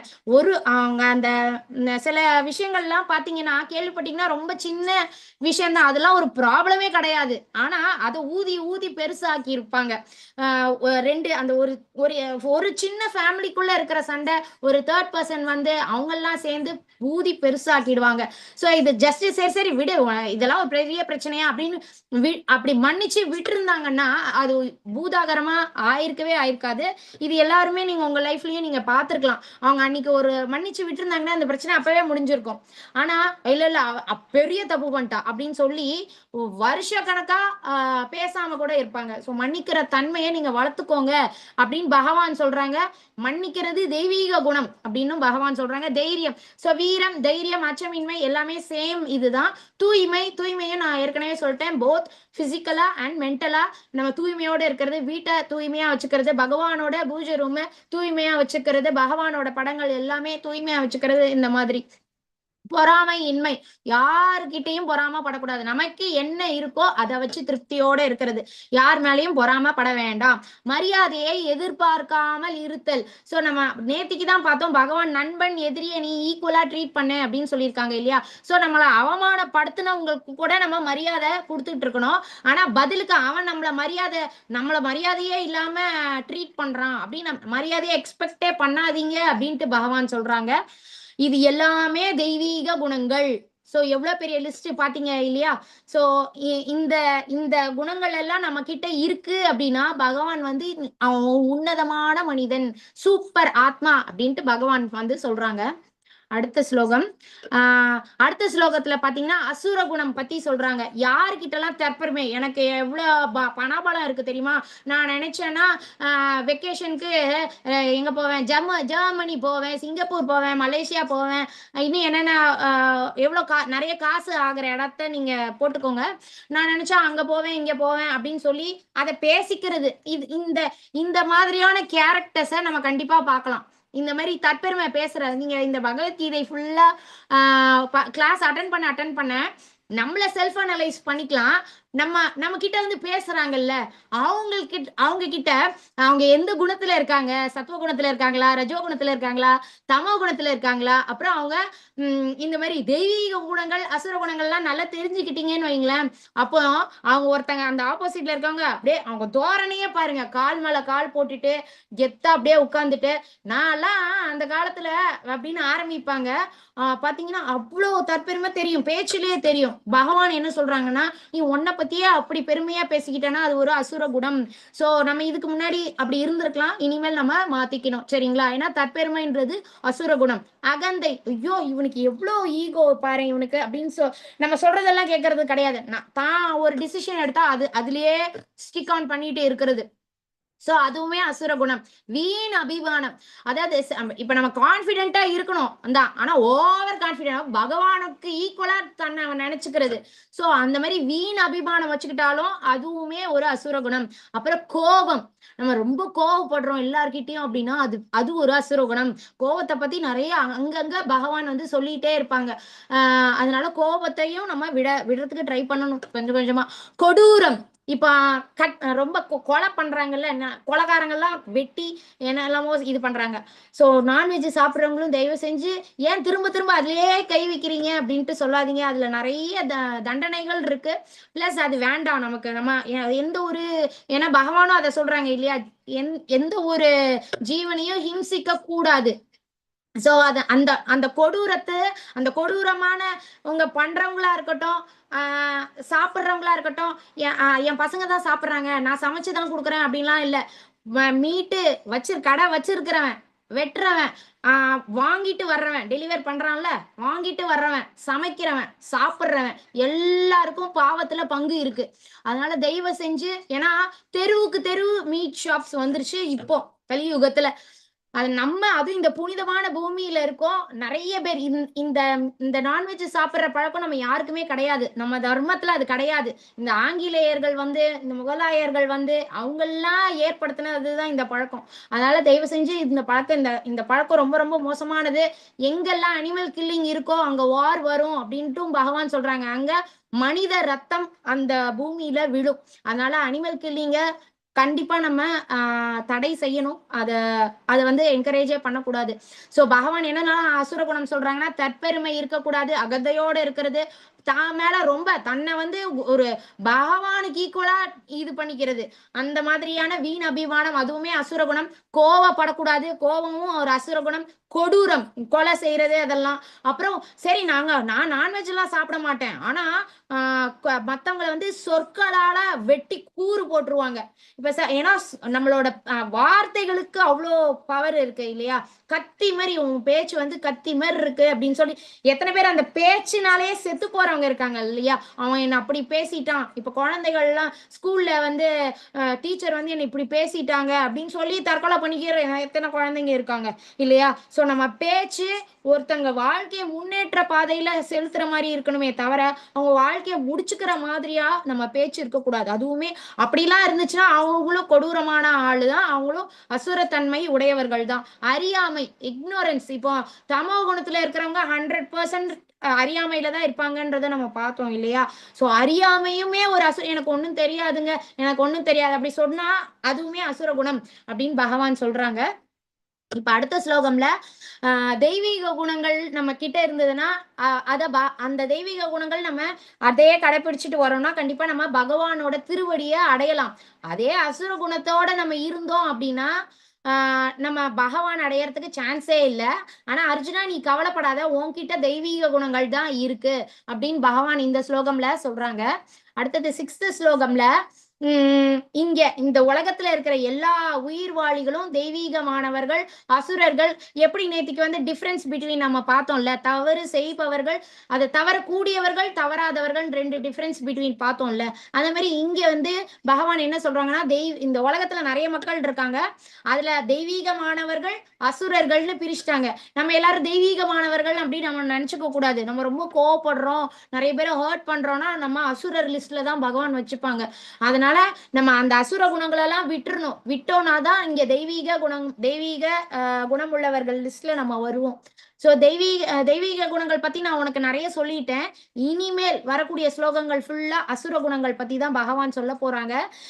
அசுரத்தன்மை உடையவர்கள் எப்படி இருப்பாங்க, அவங்க பேச்சுலயும் நம்ம கண்டுபிடிச்சுக்கலாம், அவங்க பாக்குற விதத்திலயும் நம்ம அவங்கள கண்டுபிடிக்கலாம் அவங்க அசுரத்தன்மையோட இருக்காங்க அப்படின்னு. அவங்களுக்கு வந்து இந்த தமோ குணம் ரஜோ குணத்துல இருக்கவங்க எல்லாமே அசுரத்தன்மை உடையவர்கள் தான். அவங்களுக்கு இந்த விஷயம் செய்யக்கூடாது, இது செய்யணும், இது செய்யக்கூடாதுன்ற கிளாரிட்டி கூட இருக்காது. அந்த ஒருவனுக்கு ஒருத்தி அந்த கான்செப்ட்லாம் இருக்காது. கடவுள்னு ஒருத்தர் இருக்காரு, அவர் பார்த்துட்டு இருக்காங்க, நம்ம தப்பு செய்யக்கூடாது, அந்த எந்த கான்செப்டுமே அவங்களுக்கு கிடையாது. அவங்களுக்குன்ட்டு ஒரு பாலிசி தனியா, என் வழி தனி வழி மாதிரி அவங்களுக்குன்ட்டு ஒரு வழி வச்சிருப்பாங்க. அவங்க நினைச்சுப்பாங்க நான் கரெக்டா தான் இருக்கேன், நான் கரெக்டா தான் பண்றேன்னு. ஆனா அதாவது சாஸ்திரங்கள்ல பார்த்தோம்னா அந்த மாதிரி எல்லாம் சொல்லப்படலை. எது சொல்லப்படலையோ அதை இவங்க கரெக்டா செய்வாங்க. தூய்மை இருக்காது. அவங்க பாக்குறதுக்கு அவங்கள பார்க்கலாம், அவங்க குளிக்கிறது அதெல்லாம் பண்ண மாட்டாங்க. முறையான நடத்தை, ஒருவனுக்கு ஒருத்தி அந்த கான்செப்டே அவங்களுக்கு இருக்காது. வாய்மை, பொய் நிறைய பேசுவாங்க. அவங்க சொல்றது ஒண்ணு, இந்த ஏமாத்துறாங்க இல்லையா, நிறைய ஸ்கேமு. நம்ம எத்தனை பேர் ஏமாந்து நம்ம யாருமே ஏமாறாம இருக்கவே மாட்டோம். பணத்துல ஏமாந்துருப்போம், இல்ல எதுவா வேணாலும் இருக்கலாம். சோ அந்த ஏமாத்துறவங்க இப்படிதான். அவங்க சொல்லி பேச்சுல நம்ம மயங்கி நம்ம பணத்தை கொடுப்போம், பார்த்தா அவங்க ஏமாத்திட்டு போயிடுவானுங்க. சோ வாய்மை, ஏன்னா அவங்க ஏமாத்துக்காரங்க இல்லையா, உண்மையே இருக்காது. சோ இது எல்லாமே அசுரத்தனம் அப்படின்ட்டு பகவான் இந்த ஸ்லோகம்ல சொல்றாங்க. அடுத்த ஸ்லோகம்ல இவங்களை பொறுத்த வரைக்கும் இந்த அசுர குணம் இருக்கிறவங்க கடவுள்னு ஒருத்தர் இல்லவே இல்லை. இது ஒரு உலகம் இருக்கு, இது ஃபுல்லா நம்ம ஜாலியா இருக்கணும், நம்ம புலனின்ப விஷயத்துல நம்ம நல்ல என்ஜாய் பண்ணணும், சாவர வரைக்கும் நல்லா என்ஜாய் பண்ணணும். எவ்வளவு வேணாலும் குடிக்கலாம், எவ்வளவு பெண்களோட வேணாலும் உறவு வச்சுக்கலாம், யாரும் இல்லை, நம்மளை தட்டி கேட்கறதுக்கு யாரும் இல்லை, எவனாவது வந்தானா நான் அவனை வெட்டி கொன்றுவேன், அந்த மாதிரி நான் தான் ராஜா, அந்த மாதிரி இருப்பாங்க. அவங்க அப்படிதான் நினைச்சுப்பாங்க அவங்க மைண்ட் அளவுல. இவ்வுலகம் பொய் என்றும் அஸ்திவாரம் இல்லாதது என்றும் கண்ட்ரோல் பண்றதுக்கு கடவுள்னு ஒரு அவங்கள பொறுத்த வரைக்கும் கடவுள் சாமின்னு ஒரு கான்செப்டே இல்லை. அவங்கள பொறுத்த வரைக்கும் காம இச்சை ரொம்ப அந்த உறவு வச்சுக்கிறதுலதான் ரொம்ப ஈடுபாடு இருக்கும். காமத்தை தவிர வேறு காரணமே இல்ல. அதாவது உலகத்துல இப்போ ஒரு ஆணும் பெண்ணும் சேர்ந்தாங்கன்னா குழந்தை பிறந்துடும், அவ்வளவுதான். இதுல எங்க சாமி இருக்கு? சாமியை பத்தி யாராவது சொன்னாங்கன்னாலும் அவங்க விருப்பமே இருக்காது, நம்பிக்கையும் இருக்காது சுத்தமா. சோ இப்ப நான் சொல்ற இந்த குணங்கள் எல்லாம் இருக்கிற மாதிரியான கேரக்டர்ஸை நம்ம எல்லாருமே பார்த்திருக்கலாம். ஓகேங்களா? அடுத்த ஸ்லோகம்ல பகவான் என்ன சொல்றாங்கன்னா, இத்தகு முடிவுகளை பின்பற்றி அறிவில்லாதவர்களும் தம்மை இழந்தவர்களுமான அசுரர்கள் உலகத்தை. சோ இதுக்கு பெஸ்ட் எக்ஸாம்பிள் யாருன்னா டெரரிஸ்ட் எல்லாமே அவங்க எல்லாம் பாத்தீங்கன்னா ஆக்சுவலா பேசிக்கலா எந்த மனுஷனுக்கும் இன்னொருத்தனை அழிக்கணும் அப்படின்ற ஒரு இதே வராது. ஏன்னா நம்ம எல்லாருமே உயிர்வாளிகள் எல்லாருமே பகவானோட பின்ன பகுதிகள், பார்ட்ஸ் அண்ட் பார்சல். பகவான் என்ன அழிக்கிறவங்களா? இல்ல. இந்த டெரரிஸ்ட் எல்லாம் பாத்தீங்கன்னா சின்ன வயசுலயே அந்த குழந்தைங்களுக்கு கொலை பண்ணணும் அப்படின்றதுக்காக கையில அருவாளை கொடுக்கறது, இல்ல கண்ணை கொடுக்கறது, நீ அவனை கொல்லு அப்படின்லாம் சொல்லி அவங்களுக்கு அந்த ரத்தத்தை எல்லாம் பார்க்க வச்சு அப்ப அவங்க சுபாவத்தையே மாத்துறாங்க. அவங்கள சின்ன வயசுலயே அசுர சுபாவமா மாத்திடுறாங்க அவங்கள. டெரரிஸ்ட் எல்லாம் சொல்றேன். அந்த பையன் இப்படி வளர்க்கப்பட்டு 25 வயசுல அவன் ஒரு சூயிசைடல் பாம்பா அவன் மாறுறான். ஏன்னா நம்ம யாருக்குமே என்னதான் சண்டை சச்சரவுனாலும் ஒருத்தனை கொலை பண்ற அளவுக்கு நம்மளோட குணம் போகாது. ஆனா அந்த அளவுக்கு போகுதுன்னா அந்த அளவுக்கு அவங்களுக்கு அசுர குணம் வளர்ந்துருச்சு. இப்ப டெரரிஸ்ட் எல்லாம் அப்படிதான் வளர்ப்பாங்க. சின்ன வயசுல குழந்தைங்களுக்கு அந்த இதை நஞ்ச விதைச்சிருவாங்க. அப்பதான் அவன் நல்ல டெரரிஸ்டா ஃபியூச்சர்ல வளருவான் அப்படின்ட்டு. ஹரே கிருஷ்ணா. ஓகே, ஐயோ தெரியாம நான் கட்டுட்டேன். ஹரே கிருஷ்ணா. சரி, நடுவில் இது தெரியுதோ? ஹரே கிருஷ்ணா.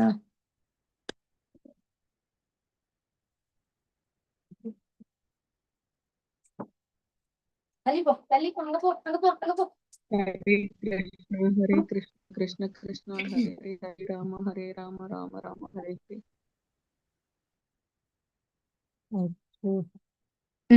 ஓகே, இப்ப இப்ப டெரரிஸ்ட் பத்தியில பாத்துட்டு இருந்தோம். சொல்றேன். சோ டெரரிஸ்டுக்கு தங்களையும் அழிச்சுக்கிட்டு அடுத்தவங்களையும் அழிக்கணும் அப்படின்ற மாதிரியான அந்த அசுரகுணம் அவ்வளவு தூரம் சின்ன வயசுல இருந்தே அந்த கெட்ட விஷயம் அவங்களுக்கு சொல்லி சொல்லி சொல்லி அவங்க பாத்தீங்கன்னா ஒரு நாடையே அழிக்கிற அளவுக்கு அவங்களுக்கு. அது எப்படி அந்த ஊரு பசுமையா இருக்கும்? அந்த ஊரு பசுமையா இருக்கக்கூடாது, நம்ம அந்த நாட்டு மக்களெல்லாம் அழிக்கணும். இதெல்லாம் எப்படி வருது? அது பெரிய ஒரு அசுர சுவாவம், அது அசுர குணம். அது சின்ன வயசுல இருந்தே வளர்த்து அந்த குறிப்பிட்ட கெட்டவங்கள்லாம் சேர்ந்து அப்படி வளர்த்து விட்டுறாங்க. அதனால அந்த டெரரிஸ்ட் அவங்களுக்கு எல்லாம் அறிவுன்றதே கிடையாது தனக்கு. ஏன்னா அவங்களோட தெய்வமும் நீ இப்படி அழிக்கணும்னு எல்லாம் சொல்லல இல்லையா? சோ கொஞ்சம் பைத்தியக்கார ஆளுங்க அவனுங்க இப்படி மிஸ்டைரக்ட் பண்ணிடுறாங்க அந்த டெரரிஸ்ட. அதனால சின்ன வயசுல இருந்தே அவங்க அப்படி வளர்ந்து அழிக்கணும்ட்டு வராங்க. சோ இது டெரரிஸ்டுக்கு பொருந்தும். அடுத்தது அசுரத்தன்மையுடையவர்கள் திருப்தி அடையாத காமத்திடம் தஞ்சம் அடைந்து. அதாவது இதுதான் அந்த 4 ரெகுலேட்டிவ் பிரின்சிபல்ஸ் இந்த போட்டோல பாக்குறீங்க இல்லையா? இல்லிசிட் ரிலேஷன்ஷிப் இருக்கக்கூடாது, கேம்பிளிங் இருக்கக்கூடாது, மீட் ஈட்டிங் இருக்கக்கூடாது, இன்டாக்சிகேஷன் இருக்கக்கூடாது. அதாவது இல்லிசிட் ரிலேஷன்ஷிப், அதாவது தகாத உறவு. ஒரு ஹஸ்பண்ட் ஒய்ஃப் அவங்களுக்கு மட்டும் தர்மத்தோட அவங்க வாழ்ந்தாங்கன்னா எந்த பிரச்சனையும் இல்லை. அந்த ஹஸ்பண்ட் ஏதாவது அஃபேர் வச்சுக்கிறாங்க, ஒய்ஃப் ஏதாவது அஃபேர் வச்சுக்கிறாங்கன்னா அது தப்பு, அது பண்ணக்கூடாதுன்னு பகவானே சொல்லியிருக்காங்க. அப்புறம் கேம்பிளிங், இந்த சூதாட்டம், இதுலயுமே இடையில நிறைய விளம்பரம்லாம் வருது இல்லையா? சோ அந்த எந்த வகையான சூதாட்டத்திலையும் ஈடுபடக்கூடாதுன்னு பகவானே சொல்லியிருக்காங்க. இன்டாக்சிகேஷன், ஆல்கஹால் எடுத்துக்க கூடாது, ட்ரக்ஸ் எடுத்துக்க கூடாது. இந்த ட்ரக்ஸ் ஆல்கஹால்ல தான் டீ காஃபியும் வருது. ஏன்னா அதுல கெஃபைன் அப்படின்ற ஒரு இது இருக்கிறனால அது நம்மள ட்ரக்ஸ் எதுக்கு எடுத்துக்கிறாங்க? அது ஏதோ அது சாப்பிட்டா அவங்களுக்கு அது திரும்ப எடுத்துக்கணும் அப்படின்னு ஒரு ஆர்வம் வருது. இப்ப நம்ம டீ காஃபி குடிக்கிறப்போ நம்ம திரும்ப நமக்கு குடிக்கணும் அப்படின்ற அதுக்கு அடிமை ஆகுறோம் இல்லையா? சோ அதனால உங்களை அடிமைப்படுத்துது அப்படின்னா அந்த இது நீங்க ஈடுபடக்கூடாது அப்படின்ட்டு சொல்றாங்க. சோ இன்டாக்சிகேஷன்ல டீ காஃபி எதுவும் வருது. மீட் ஈட்டிங் அப்கோர்ஸ் நம்ம திரும்ப அதை பத்தி பார்த்துட்டு இருக்கோம். மீட் ஈட்டிங் கூடவே கூடாது. சோ இந்த 4 விஷயங்கள் பண்றவங்களுக்கு எய்தர் இந்த ஜென்மத்திலே அவங்க தண்டனை ரொம்ப ஸ்ட்ராங், ரொம்ப பனிஷ்மெண்ட் ரொம்ப ஸ்ட்ராங்கா இருக்கும். இந்த ஜென்மத்திலே அவங்களோட டெத் அப்போ அவங்க வந்து கஷ்டப்பட்டு தான் சாவாங்க. அவங்களுக்கு டெத்து சாதாரண டெத்தா இருக்காது. இல்ல அப்படின்னா ஆஃப்டர் டெத் பாத்தீங்கன்னா பனிஷ்மெண்ட்ஸ் ரொம்ப சிவியரா இருக்கும். அதனாலதான் பிரபுபாதருமே பகவான் சொல்லியிருக்காங்க, பிரபுபாதருமே அதைத்தான் மெயினா வச்சிருக்காங்க. நமக்கு மனுஷ பிறவி கொடுக்கப்பட்டிருக்கு. அதனால நம்ம நவவித பக்தியா மனுஷ பிறவியால மட்டும்தான் பண்ண முடியும். பகவான் சொல்லியிருக்காங்கல்ல, அப்ப அதுல எது முக்கியமானதோ அதை வந்து எடுத்து அதை ரெகுலேட்டிவ் பிரின்சிபிள்ஸா வச்சிருக்காங்க. இதை கண்டிப்பா ஃபாலோ பண்ணணும் அப்படின்னு ஸ்ட்ரெஸ் பண்றாங்க பிரபுபாதர் அவர்கள். சோ அப்ப நம்ம இந்த 4 விஷயம் நம்ம பண்ணாம இருந்தோம்னாலே நல்லபடியா நம்ம கிருஷ்ண பக்தி பண்ணி பகவானையும் அடைய முடியும். அதனாலதான் அந்த 4 ரெகுலேட்டிவ் பிரின்சிபிள்ஸ் வச்சிருக்காங்க. இப்ப இங்க பகவான் என்ன சொல்றாங்கன்னா, இந்த டெரரிஸ்டுமே பாத்தீங்கன்னா இப்போ இந்த ஜெயில கூட once in a while Bhagavad Gita classes யாராவது பிரபுஜி போய் நடத்துவாங்க. அப்போ அவங்க அந்த கைதிகள்லாம் பாத்தீங்கன்னா நிறைய பேர் வந்து சின்ன வயசுல இருந்தே கொலைகாரங்களா இல்ல. அவங்க அந்த சிச்சுவேஷன்ஸை ஹேண்டில் பண்ண கொஞ்ச நாள் கோவத்தோட இருக்காங்க. திரும்ப திரும்ப அந்த அடியில இருக்கிற ப்ரெஷர்ல அந்த சிச்சுவேஷன்ல அவனை கொலை பண்ணா போதும், நான் நிம்மதியா இருப்பேன், அந்த ஒரு ஃபியூ செகண்ட்ஸ்ல எடுக்கிற முடிவுல தான் அவங்க கொலை பண்ணிடுறாங்க. அதுக்கப்புறம் ஜெயில வந்துட்டு அப்புறம் ஃபுல்லா இந்த நினைச்சு நினைச்சு நினைச்சு அவங்க ரொம்ப கஷ்டப்படுறாங்க. ஸோ பகவத்கீதை கிளாஸஸ் அட்டன் பண்றப்போ அவங்க எல்லாரும் அழுறாங்க நிறைய பேர். அப்போ அவங்க சொல்றாங்க, இந்த மாதிரி நான் அந்த கோவத்தை கண்ட்ரோல் பண்ண முடியாம நான் இந்த மாதிரி தப்பு பண்ணிட்டேன் அப்படின்னு சொல்லி நிறைய பேர் வருத்தப்பட்டாங்க அப்படின்னு பிரபுஜி சொல்றாங்க. அவங்க எல்லாருக்குமே பகவத்கீதை ஒரு நல்ல ஒரு வழிகாட்டியா இருந்து அவங்க எல்லாருமே படிச்சு அவங்க வந்து கிருஷ்ண பக்தி பண்ணிக்கிட்டு இருக்காங்க. இப்ப வந்து இது எதுக்கு சொல்ல வந்தேன், ஏதோ ஒரு பாயிண்ட் சொல்ல வந்தேன், அதுக்கு மறந்துட்டேன். அதுல ரிசர்ச்ல வந்து கண்டுபிடிச்சிருக்காங்க யாரெல்லாம் இப்போ தீவிரவாதிகளா இருக்காங்க இல்லையா, அவங்க எல்லாம் ரொம்ப வந்து நிறைய பெண்களோட உறவு வச்சுக்கணும் அப்படின்ற அந்த காம இது வந்து ரொம்ப ஹையா இருக்கு அவங்களுக்கு. அதுக்கப்புறம் அடுத்தவங்களை துன்புறுத்தி பாக்குறதுல அவங்களுக்கு ஒரு சந்தோஷம் அதுவும் இருக்கு. இது எல்லாமே ரிசர்ச்ல கண்டுபிடிச்சு வச்சிருக்காங்க. அவங்க எப்படி சின்ன வயசுல இருந்து எப்படி எல்லாம் இருந்திருக்காங்க, அவங்களுக்கு எந்த விஷயத்து மேல ரொம்ப இன்ட்ரெஸ்ட் இருக்கு, இந்த மாதிரி எல்லாமே ரிசர்ச்ல கண்டுபிடிச்சு வச்சிருக்காங்க. திருப்தி அடையாத அத வந்து பகவான் வந்து சொல்லியிருக்காங்க பகவத்கீதையில. அதை தான் சொல்ல வந்தேன். திருப்தி அடையாத காமத்திடம் தஞ்சம் அடைந்து கர்வம் மற்றும் பொய் கௌரவத்தின் கவர்ச்சியில் மூழ்கி மயக்கப்பட்டுள்ளனர். சோ இந்த பொய் கௌரவம் இருக்கிறனாலே நான் இந்த ஜாதி, நான் வந்து பெரிய பணக்காரன், நான் என்னோட ஜாதியில நான் தான் தலைவன், எனக்கு இப்படிதான் இருக்கணும் அப்படின்னு சொல்லி அந்த பொய் கௌரவத்திலயும் இருக்காங்க. எத்தனை பேரு அவங்க குழந்தைங்களே ஜாதி விட்டு ஜாதி மாறி கல்யாணம் பண்ணிக்கிட்டாங்கன்றதுக்காக கொலை செய்யற அளவுக்கு போறாங்க இல்லையா. சோ அப்ப அவங்களுக்கு அந்த அசுரத்தன்மை எந்த அளவுக்கு இருந்தா பெத்த குழந்தைய யாராவது கொலை பண்ணணும்னு தோணுமா? அப்ப அவங்க எந்த அளவுக்கு அந்த அகங்காரம், எந்த அளவுக்கு அவங்களுக்கு அந்த அசுர குணம் இருக்கு, அது நம்ம இப்பவும் கேள்விப்படுறோம் இல்லையா. அவங்க வந்து வெட்டி கொன்னுட்டாங்க, இந்த புதுசா கல்யாணம் பண்ணவங்க நேரா போலீஸ் ஸ்டேஷன்ல போய் சரணடைஞ்சிருக்காங்க, இந்த மாதிரி எங்க அப்பா அம்மா கிட்ட இருந்தே காப்பாத்துங்க, அவங்க எங்களை கொலை பண்ணிடுவாங்களோ பயமா இருக்கு. சோ இந்த மாதிரி நிறைய விஷயங்கள் நம்ம பாக்குறோம் இல்லையா. இல்ல கூட பிறந்தவனே தங்கச்சியை வெட்டுறது, அந்த மாதிரிலாம் பாக்குறோம். சோ இன்னைக்குமே அந்த அசுர குணங்கள், அதாவது அந்த கம்சன் நம்ம உடம்புக்குள்ளேயும் கம்சர்கள்லாம் இருக்கான், நம்ம மனசுக்குள்ளேயும் இரண்யகசிபு அவன் சொந்த குழந்தை தானே, குழந்தைய கொலை பண்ணணும், அவனை சாகடிக்கணும்னு தோணுதுன்னா அப்ப அவன் அசுரன் தான் இல்லையா. சோ நம்ம கிட்டயும் இரண்யகசிபுகள் இருக்காங்க, ராவணர்கள் இருக்காங்க, கம்சர்கள் இருக்காங்க. சோ அவங்கள எல்லாம் நம்ம கண்டிப்பா கிருஷ்ண பக்தி பண்றப்பந்தான் அந்த ராட்சசங்களை நம்மளால அழிக்க முடியும். இப்ப நம்ம மங்களாரத்திலே பாத்தீங்கன்னா நரசிம்ம சுவாமி நரசிம்ம ஸ்துதி பாடுறாங்க. எதுக்கு நரசிம்ம ஸ்துதி வச்சிருக்காங்க, எதுக்காக நம்ம நரசிம்ம சுவாமியை கும்பிடுறோம்? ஏன்னா நம்ம பக்தி பாதையில தடைகள் நிறைய வரும். அந்த தடைகள் எல்லாம் பகவானே நீ எடுத்துரு, நான் நல்லபடியா கிருஷ்ண பக்தி பண்ணணும், நல்லபடியா நான் உங்களை கும்பிடணும் அப்படின்னு நரசிம்ம சுவாமி கிட்ட ஒரு கோரிக்கையை வச்சிடணும். அப்போ இந்த அரக்கர்கள் எல்லாம் பகவானோட துணையோட நம்ம கண்டிப்பா கொள்ளலாம். கர்வம் மற்றும் கர்வத்தோட இருக்கிறது அதுவுமே தப்பு, அது அசுர குணம் அப்படின்னு பகவான் சொல்றாங்க. எப்போதும் தூய்மையற்ற விரதங்களில் ஈடுபடும் அவர்கள் நிரந்தரமற்ற பொருட்களால் கவரப்படுகின்றனர். சோ அவங்களோட விஷயம் எல்லாமே தூய்மையற்றதா தான் இருக்கும், சாஸ்திரத்துல சொல்லப்பட்டது மாதிரியே இருக்காது. ஓகேங்களா, அதுதான் இந்த ஸ்லோகத்துல சொல்றது. அடுத்த 11th and 12th ஸ்லோகம்ல இவங்களோட கான்செப்ட் மறுபடியும் அதேதான். அவங்களுக்கு வந்து லைஃபை என்ஜாய் பண்ணணும், நல்லா சாப்பிடணும். அதுக்கு நான் ஒரு யூடியூப் சேனலுமே பாத்தீங்கன்னா அதுல லைவாவே வெட்டுறாங்க, வெட்டி சமைச்சு ஊரே சாப்பிடுது. அப்படியே இது அதுக்கு மில்லியன் வியூஸ். இதே பகவானை பத்தி சொல்றாங்க அப்படின்னா அதுக்கு மில்லியன் வியூஸ் இல்லை. ஆனா இந்த மாதிரியும் பாக்குறவங்க இருக்காங்க. சோ நம்ம எதை பாக்குறோம் அது ரொம்ப ரொம்ப முக்கியம்.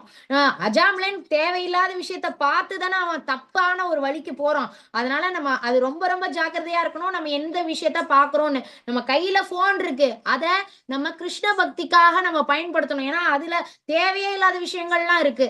சோ அதுல நம்ம போக கூடாது. நம்ம டெக்னாலஜியை எந்த அளவுக்கு கிருஷ்ண பக்திக்கு சாதகமா இருக்கோ அதுக்கு நம்ம யூஸ் பண்ணிக்கலாம்.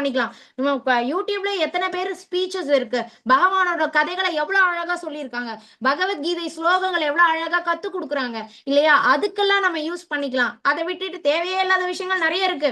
சோ நம்ம எதை சூஸ் பண்றோம், நம்ம எதை பாக்குறோம், அது ரொம்ப ரொம்ப முக்கியம். சோ இந்த மாதிரி அசுர குணத்துல இருக்கிறவங்க புலன்களை திருப்திப்படுத்தணும், நல்லா சாப்பிடணும், வெட்டி சாப்பிடணும். மான் கறியை கொண்டா, அந்த கறியை கொண்டா, இந்த கறியை கொண்டா, அதுக்கு எவ்வளவு வேணாலும் செலவு செய்யறது, அதுக்கு மெனக்கிடுறது. ஏன்னா அவங்களோட நாக்கு புலன் தானே அது. நாக்கு எனக்கு இந்த மாதிரியான ருசியோட நான் சாப்பிடணும், அதுக்கு எவ்வளவு பேர் செத்து போனாலும் எனக்கு கவலை இல்லை. எத்தனை அது ஆஃப்டர் ஆல் ஒரு மானு தானே, என்ன முயல் தானே அப்படின்னு. அது எல்லாத்துக்குள்ளயும் பகவான் இருக்காங்க இல்லையா? பகவான் அதை பண்ணாதன்னு சொல்லியிருக்காங்க. ஆனா நான் அதை பண்ணுவேன்னா அப்ப தண்டனையும் கண்டிப்பா இருக்கும்.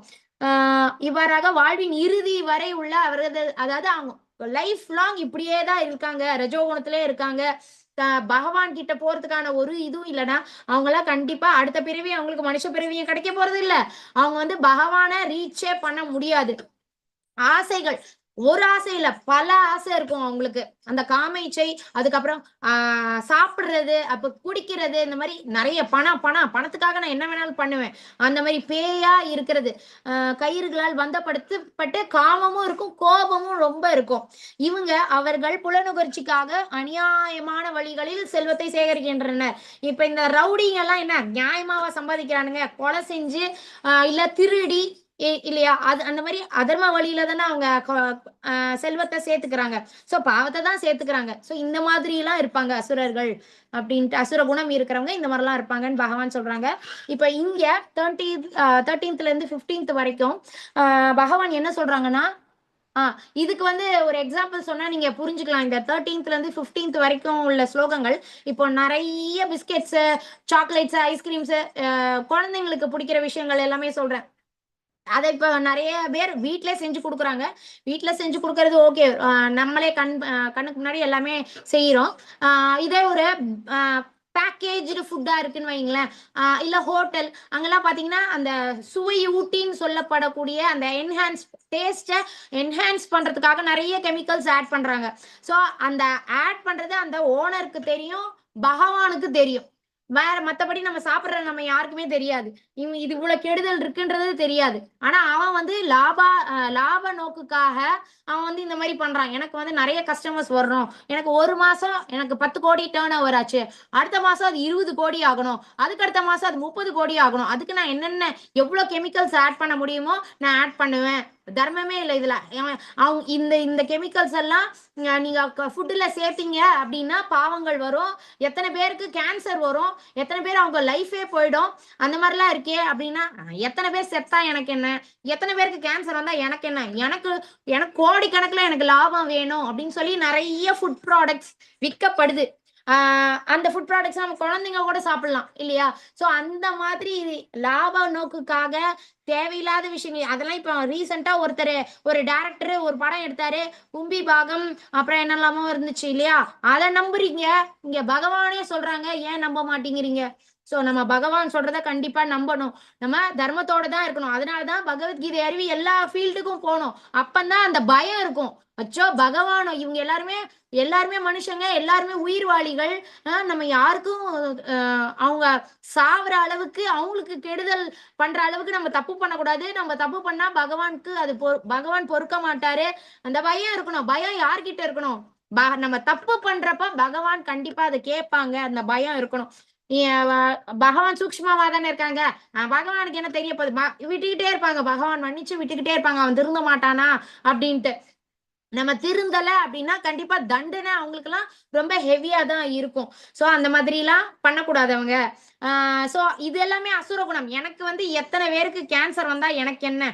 ஏன்னா கேன்சர் இப்போ முன்னாடி விட இப்போ யாரை பார்த்தாலும் யாருக்கு வேணாலும் கேன்சர் இருக்கு, இந்த கேன்சர் இருக்கு, லேடிஸ்க்கு வந்து இந்த கேன்சர், கெட்ட பழக்கமே இருக்காது. பாத்தீங்கன்னா அவங்க நம்ம முன்னாடி லாங் பேக் இந்த ஸ்மோக் பண்றவங்களுக்கு தான் கேன்சர் வரும். இப்ப ஸ்மோக்கே பண்ணாதவங்க எனக்கு தெரிஞ்ச ஒருத்தங்க அவங்க அவங்க வெஜிடேரியன் இத்தனைக்கும் பாத்தீங்கன்னா அவங்களுக்கு பிரஸ்ட் கேன்சர் வந்திருக்கு. எதனால வந்தது? இந்த லைஃப் ஸ்டைலு பிளஸ் நம்ம சாப்பிடுற சாப்பாடுல என்னென்னலாம் கலக்குறாங்க ஒண்ணுமே நமக்கு தெரிய மாட்டேங்குது. அதனால கெட்ட பழக்கம் இருக்கிறவங்களுக்கு தான் கேன்சர் அப்படின்றதெல்லாம் போகி நல்ல பழக்கம் வச்சிருக்கிறவங்களுக்கே கேன்சர் வருது இல்லையா? சோ இதுக்கு காரணம் என்ன? இந்த அளவுக்கு அடல்ட்ரேஷன் இருக்கு நம்ம ஃபுட்ல. சோ அது யார் பண்றாங்களோ பகவான் அவங்கள பார்த்துட்டு தான் இருக்காங்க. சோ நம்ம தப்பு பண்ணக்கூடாதுன்ற ஒரு கிளாரிட்டி இருக்கணும். சோ அவங்க அந்த மாதிரி தப்பு பண்றாங்க இல்லையா, எனக்கு டேர்ன் ஓவர் பணம் பணம் பணம்னு, அவங்களோட மைண்ட் செட்டை பகவான் இந்த ஸ்லோகத்துல சொல்றாங்க. என்னிடம் இவ்வளவு சொத்து இருக்கு, நான் ஒரு திட்டம் போடுறேன், அதுபடி நிறைய லாபம் எனக்கு வரப்போகுது, தற்போது இவ்வளவு பணம் எனக்கு இருக்கு, எதிர்காலத்துல பார்த்தா இன்னும் பன்மடங்கு. அவங்க ஏற்கனவே மல்டி பில்லியனர்ஸா தான் இருப்பாங்க. ஒரு 21 பரம்பரை உட்கார்ந்து சாப்பிடலாம். அந்த அவங்க பேர பசங்க கொள்ளு பேர யாருமே போய் வேலைக்கு போய் சம்பாதிக்கணும்ன்ற அவசியமே இல்லை. அவ்வளவு பணம் இருக்கு, அப்படி நான் பணத்தை சம்பாதிப்பேன் அப்படின்ட்டு இருந்தாங்க அப்படின்னா அது அசுர குணம் அப்படின்னு பகவான் சொல்றாங்க. அப்புறம் அவன் என்னுடைய எதிரி, அவனை நான் கொன்று விட்டேன், என்னுடைய மற்ற எதிரிகளும் கொல்லப்படுவர். டைம் இருக்கா? சோ இப்ப இது ரீசெண்டாவே நடந்துச்சு. ஒரு ஸ்கூல்ல ஒரு குழந்தைங்க 2 பேர் இருக்காங்க, பக்கம் வீடு. ஒரு பையன் ஒரு பொண்ணு, 5th ஸ்டாண்டர்டோ 6th ஸ்டாண்டர்ட். இது நிஜமாலே நடந்தது. நான் சொல்றப்போ உங்களுக்கு நீங்களே ரிலேட் பண்ணிக்கலாம். எனக்கு பேர்லாம் தெரியல, ஆனா நடந்துச்சு இது. 2 பேரும் ஒரே ஸ்டாண்டர்ட் தான் படிக்கிறாங்க. 2 பேரும் நல்லா தான் படிக்கிறாங்க. இதுல அந்த பொண்ணோட அம்மா வந்து எப்பவுமே அந்த பையன் எவ்வளவு மார்க் வாங்கினான்னு கேட்டுட்டே இருப்பா இந்த பொண்ணு கிட்ட. அந்த பொண்ணு சொல்லு, இந்த தடவை அந்த பையன் தான் மேக்ஸ்ல சென்டம் வாங்கினான், இந்த பொண்ணு நான் ஃபெயில் எல்லாம் இல்ல, 90 அந்த மாதிரி நல்ல மார்க் தான் எடுக்கிறா. அந்த அம்மாக்கு அந்த பையன் வாங்குறானே அந்த பையன் நம்ம பொண்ணு எப்பவுமே செகண்டா வராளே, இந்த அந்த அந்த அம்மாக்கு இருக்கிற அந்த அசுர குணத்துல அவ என்ன பண்ணான்னா, போய் ஒரு நாள் ஃபங்க்ஷன் நடக்குது, இது நிஜமாலே நடந்தது, நான் போய் சொல்லல. போய் ஸ்கூலுக்கு போய் ஒரு ஜூஸ்ல விஷத்தை கலந்து, நான் சொல்ல உங்களுக்கு ஞாபகம் வந்துடும், விஷத்தை கலந்து அந்த செக்யூரிட்டி கிட்ட கொடுத்துடுறான், அந்த பையனுக்கு கொடுத்துருங்க அப்படின்னு. செக்யூரிட்டியும் தெரிஞ்சவங்க கொடுத்துடுறான். அந்த குழந்தை குடிச்சு அந்த பையன் இறந்தும் போயிடுறான். அப்புறம் விசாரணையில எங்கெல்லாமோ போய் கடைசியில கண்டுபிடிக்கிறாங்க இந்த பொண்ணோட அம்மா தான் இந்த மாதிரி விஷத்தை இது பண்ணியிருக்கா. அப்புறம் இந்த பொம்பளைய விசாரிக்கிறப்போ இந்த பொம்பளை சொல்றா, என் பொண்ணுதான் டாப்ல இருக்கணும், வேற யாரும் வரக்கூடாதுன்னு எனக்கு கோவம், அந்த பையனே எப்பவும் ஃபர்ஸ்ட் வந்துகிட்டே இருக்கான், என் பொண்ணு அதனால செகண்ட் வர, அதனாலதான் நான் கொன்னேன். அப்ப அந்த பொம்பளைக்கு எந்த அளவுக்கு ஒரு அசுர குணம் இருந்தா கொலை பண்ற அளவுக்கு போவா இல்லையா? சோ இந்த அசுர குணம் நம்ம வந்து அது இந்த மாதிரி விஷயம் நம்ம பண்றோம் அப்படின்னா பாத்துக்கங்க. வந்தா மார்க்ஸ் எல்லாம் ஒரு பெரிய விஷயமே இல்லை இல்லையா? சோ இந்த விஷயம் நடந்துட்டு அப்புறம் எல்லா பேரண்ட்ஸுமே சைன் போட்டு நான் பேரண்ட் தான், நான் வந்து ஏன்னா நிறைய ஸ்கூல்ல அந்த இது இருக்கு இல்லையா, சூடா ஸ்கூலுக்கு பக்கத்துலயே வீடு வச்சுப்பாங்க, கொண்டு வந்து குடுக்குற இதெல்லாம் இருந்தது. அதுக்கப்புறம் பாத்தீங்கன்னா ரொம்ப இது பண்ண ஆரம்பிச்சாங்க, பேரண்ட்ஸே கொண்டு வந்து கொடுத்தாலுமே கேட்பாங்க, இனி உங்க பையன் எத்தனாவது ஸ்டாண்ட், அதெல்லாம் அதுக்கப்புறம் அந்த இதை டைட்டன் பண்ணாங்க. அதுக்கு சொல்ல வரேன், நானே எல்லாவற்றையும் இறைவன். சோ இந்த அசுர குணத்துல இருக்கவங்க, நான் தாண்டா சாமி, நான் சொல்றதை தாண்டா நீ கேட்கணும். இந்த கேரக்டரும் நம்ம எல்லாருமே பார்த்திருக்கலாம். நான் சொல்றதான் கேட்கணும், இந்த வீட்டுல வேற யாரெல்லாம் பேசக்கூட கூடாது அப்படின்லாம் பேசுறவங்க இருக்காங்க. நானே அனுபவிப்பாளன், நானே பக்குவமானவன், எனக்கு எவ்வளவு பலம் இருக்கு தெரியுமா, நான் நினைச்சா என்ன வேணாலும் பண்ணலாம். அந்த அவங்க பேச்சுல இருந்தே நம்ம கண்டுபிடிக்கலாம் அவங்க அசுர குணத்தோட இருக்காங்க அப்படின்னு. செல்வாக்கு மிக்க உறவினர்கள், அவங்க கூட இருக்கிறவங்க, அவங்க சுத்தி இருக்கிறவங்க, எவ்வளவு சூப்பரா எல்லாம் பண்றான், பேசணும்ன்றதுக்காகவே நிறைய மெனக்கிடுவாங்க, தேவையே இல்லாது, ஆனா இவங்க மெனக்கிடுவாங்க இந்த அசுர குணத்துல இருக்கிறவங்க. நான் யாகங்கள் செய்வேன், தானங்கள், அவன் கிட்ட நிறைய பணம் இருக்கு, அவன் சொல்லி பெருமைப்பட்டுக்குவான், நான் எவ்வளவு யாகம், அது அந்த யாகத்துக்கு அந்த ஹோமத்துக்கு எல்லாம் 1 லட்சம் ஆகும், நான் அதை சர்வசாதாரணமா எடுத்து கொடுத்தேன், அவங்க பண்ணாங்க. அப்புறம் தானம், இவ்வளவு தானம் நான் செஞ்சிருக்கேன், அது தானே சொல்லிக்கிறது, நான் இவ்வளவு செஞ்சேன் அவ்வளவு செஞ்சேன், இவ்வாறு அப்புறம் நான் எவ்வளவு ஹாப்பியா இருப்பேன், இந்த மாதிரிலாம் பேசிக்கிட்டு இருக்காங்க அப்படின்னா அவங்க எல்லாமே அசுர குணத்துல இருக்கிறவங்க அப்படின்னு பகவான் சொல்றாங்க. அப்புறம் சரி இவ்வளோ தூரம் இருக்காங்கல்ல, அவங்க நல்லா சந்தோஷமா இருக்காங்கன்னா அதுவும் இல்ல. இரண்யகசிபு அவனோட சொந்த செல்ஃபிஷா நான் தனக்கு வந்து இறப்பே இருக்கக்கூடாது, எல்லாருக்கும் நான் தான் கடவுளா இருக்கணும் அப்படின்ற ஒரு எண்ணத்துல தானே அவன் போய் தவம் செஞ்சான். எனக்கு சாவே இருக்கக்கூடாதுன்னு தான் தவம் இருப்பான். அப்புறம் அவனுக்கு வந்து அந்த ரொம்ப வசதியா சுகமா இருக்கணும்ன்றதுலயும் ரொம்ப பற்று அவனுக்கு. யாருக்கு? இரண்யகசிபுக்கு. சோ ஆனா அவனுக்கு கவலை இருந்துச்சா? அவன் சந்தோஷமாவா இருந்தான்? அவ்வளோ தவம் பண்ணி வாங்கிட்டான். எனக்கு இந்த இதுனா காலையிலயும் சாவு இருக்கக்கூடாது, நைட்டு சாவு இருக்கக்கூடாது, உள்ள சாவக்கூடாது, வெளியே சாவக்கூடாது, எந்த மனுஷனாலும் சாவக்கூடாது, எந்த மிருகத்தால சாவக்கூடாது, ஒரு பெரிய லிஸ்டே போடுவான் இல்லையா? அப்புறம் பகவானுக்கு அது ரொம்ப இன்ட்ரெஸ்டிங்கா இருக்கும். ஓ ஓகே ஓகே, நான் வந்து நான் ஒரு ஃபார்ம் எடுக்கிறேன். இவன் பகவான் எடுத்த அந்த நரசிம்ம அவதாரம் அவன் சொல்ற எல்லா கண்டிஷன்ஸையும் எதையுமே மீறாத மாதிரி இருக்கும். அந்த அளவுக்கு அவருக்கு ரொம்ப இன்ட்ரெஸ்ட் ஆயிடுவாரு. ஓ இப்படிலாம் வர கேக்குறானா, ஓகே நான் பாத்துக்கிறேன் அப்படின்ட்டு. சோ பாத்தீங்கன்னா அவன் வந்து கவலைப்பட்டுக்கிட்டே தான் இருந்தான்.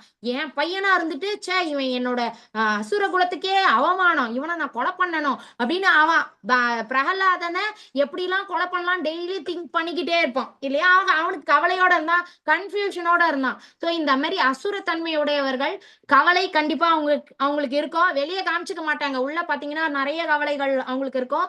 கன்ஃபியூஸ்டு ஸ்டேட்ல ரொம்ப இருப்பாங்க. மோகம் அதுலயும் இருப்பாங்க. ரொம்ப புலன் இன்பத்தில் ரொம்ப அந்த புலன் விஷயத்துல ரொம்பவே வீக்கா இருப்பாங்க. ரொம்ப அனுபவிக்கணும்ட்டு இருப்பாங்க. இப்படி எல்லாம் இருந்தாங்கன்னா அவங்க பகவான் கிட்ட வர்றதுக்கு சான்ஸே இல்லை. அவங்க நரகத்துக்கு தான் போவாங்க. அடுத்த ஸ்லோகம்ல செல்வத்தாலும் பொய் கௌரவத்தாலும் மயக்கப்பட்டு தண்ணில் திருப்தியுற்று எப்போதும் திமிருடன் விளங்கும் இவர்கள். சோ பொய் கௌரவத்துக்கு தான் நான் வந்து சொன்னேன், எனக்கு இந்த ஜாதி, நான் எவ்வளவு பெரிய பணக்காரன், எனக்கு இவ்வளவு ஸ்டேட்டஸ் இருக்கு, சோ என் பையன் வந்து இப்படி இப்பேற்பட்ட பொண்ணை கல்யாணம் பண்ணிக்கணும், என் பொண்ணு இந்த பையனை கல்யாணம் பண்ணிக்கணும் அப்படின்ட்டு அந்த மயக்கத்துல இருக்கிறது. தண்ணில் திருப்தியுற்று எப்போதும் திமிரு. எனக்கு வந்து பகவானோட அருள்லாம் வேணும்னு இல்லை, நானே எல்லாம் என்னால நினைச்சா நான் எல்லாத்தையும் சாதிச்சுக்க முடியும் அப்படின்ற அந்த ஒரே அகங்காரம் இருக்கும். எந்த சட்ட திட்டத்தையும் பின்பற்றாமல் பெயரளவில் கர்வத்துடன் பேருக்குன்னு யாகம் செய்வாங்க. சாஸ்திரத்துல சொல்லப்படுற மாதிரி செய்யணும், நீங்க வந்து உட்காருங்க அப்படின்னா அதெல்லாம் வந்தா பணத்தை தூக்கி வீசுற நீ செய்ய, அந்த மாதிரி ஒரு ஆட்டிடியூட் இருக்கும். அந்த பண்றவங்க அவங்களுக்கு எல்லாம் எந்த மரியாதை அதெல்லாம் இல்லாம அவங்க இஷ்டத்துக்கு பேருக்குன்ட்டு செய்யறது, அந்த மாதிரிலாம் இருப்பாங்க. அந்த மாதிரிலாம் இருந்தாங்க அப்படின்னா அவங்க அசுர குணத்தோட இருக்காங்க அப்படின்னு அர்த்தம். அப்புறம் இன்னும் பகவான் வந்து அசுர குணத்தை பத்தி தான் பேசுறாங்க. சோ அகங்காரம். அப்புறம் என்கிட்ட இவ்வளவு பணபலம் ஆள் பலம் இவ்வளவு இருக்கு, தற்பெருமை, தன்னை பத்தி அப்படி பேசிக்கிறது, அதுல வந்து அவ்வளவு ருச்சி அவங்களுக்கு. நான் இப்படி தெரியுமா, நான்லாம் என் பசங்களை எப்படி வளர்த்திருக்கேன் தெரியுமா, நீயும் வளர்த்திருக்கிய, நான் என் பசங்களை அப்படி வளர்த்தேன், அவனுங்க அங்க வேலை பாக்குறாங்க, வெளிநாட்டுல வேலை, ஃபுல் அண்ட் ஃபுல் அவங்கள பத்தியே தான் பேசிக்குவாங்க. காமம் மற்றும் கோபத்தில் மயங்கி உள்ள அசுரர்கள். காமத்திலயும் அவங்க விழுந்து இருப்பாங்க, கோபத்திலயும் இருப்பாங்க. அவங்க அசுரத்தனம், அசுர குணங்கள் எல்லாமே இருக்குன்னா அவங்கள அசுரர்கள் தான் கூப்பிடணும். அவங்க பேருக்கு பாக்குறதுக்கு தான் மனுஷனுங்க, ஆனா பகவான் வந்து ரொம்ப கடைநிலை மனிதர்கள் அப்படின்ட்டு பகவான் சொல்றாங்க. ஏன் அப்படின்னா அவங்க பேருக்கு தான் மனுஷ இது கொடுத்துருக்கோம், ஆனா அவங்க செயல்கள் எதுவுமே ஒரு மனுஷனுக்கு இருக்கிற செயல்கள் இல்லை. தங்களது சொந்த உடல்களிலும் சோ அவங்களோட மனசுல பரமாத்மா இருக்காரு அப்படின்றத புரிஞ்சுக்க. ஏன்னா அவங்களுக்கு தான் கான்செப்டே கிடையாது, கடவுள்ன்ற ஒரு கான்செப்டே கிடையாது. உங்க மனசுக்குள்ளேயும் பகவான் இருக்காங்க, அடுத்தவங்களோட மனசுக்குள்ளேயும் பகவான் இருக்காங்க அப்படின்னு சொன்னாலாம் அவங்க மண்டையில ஏறாது.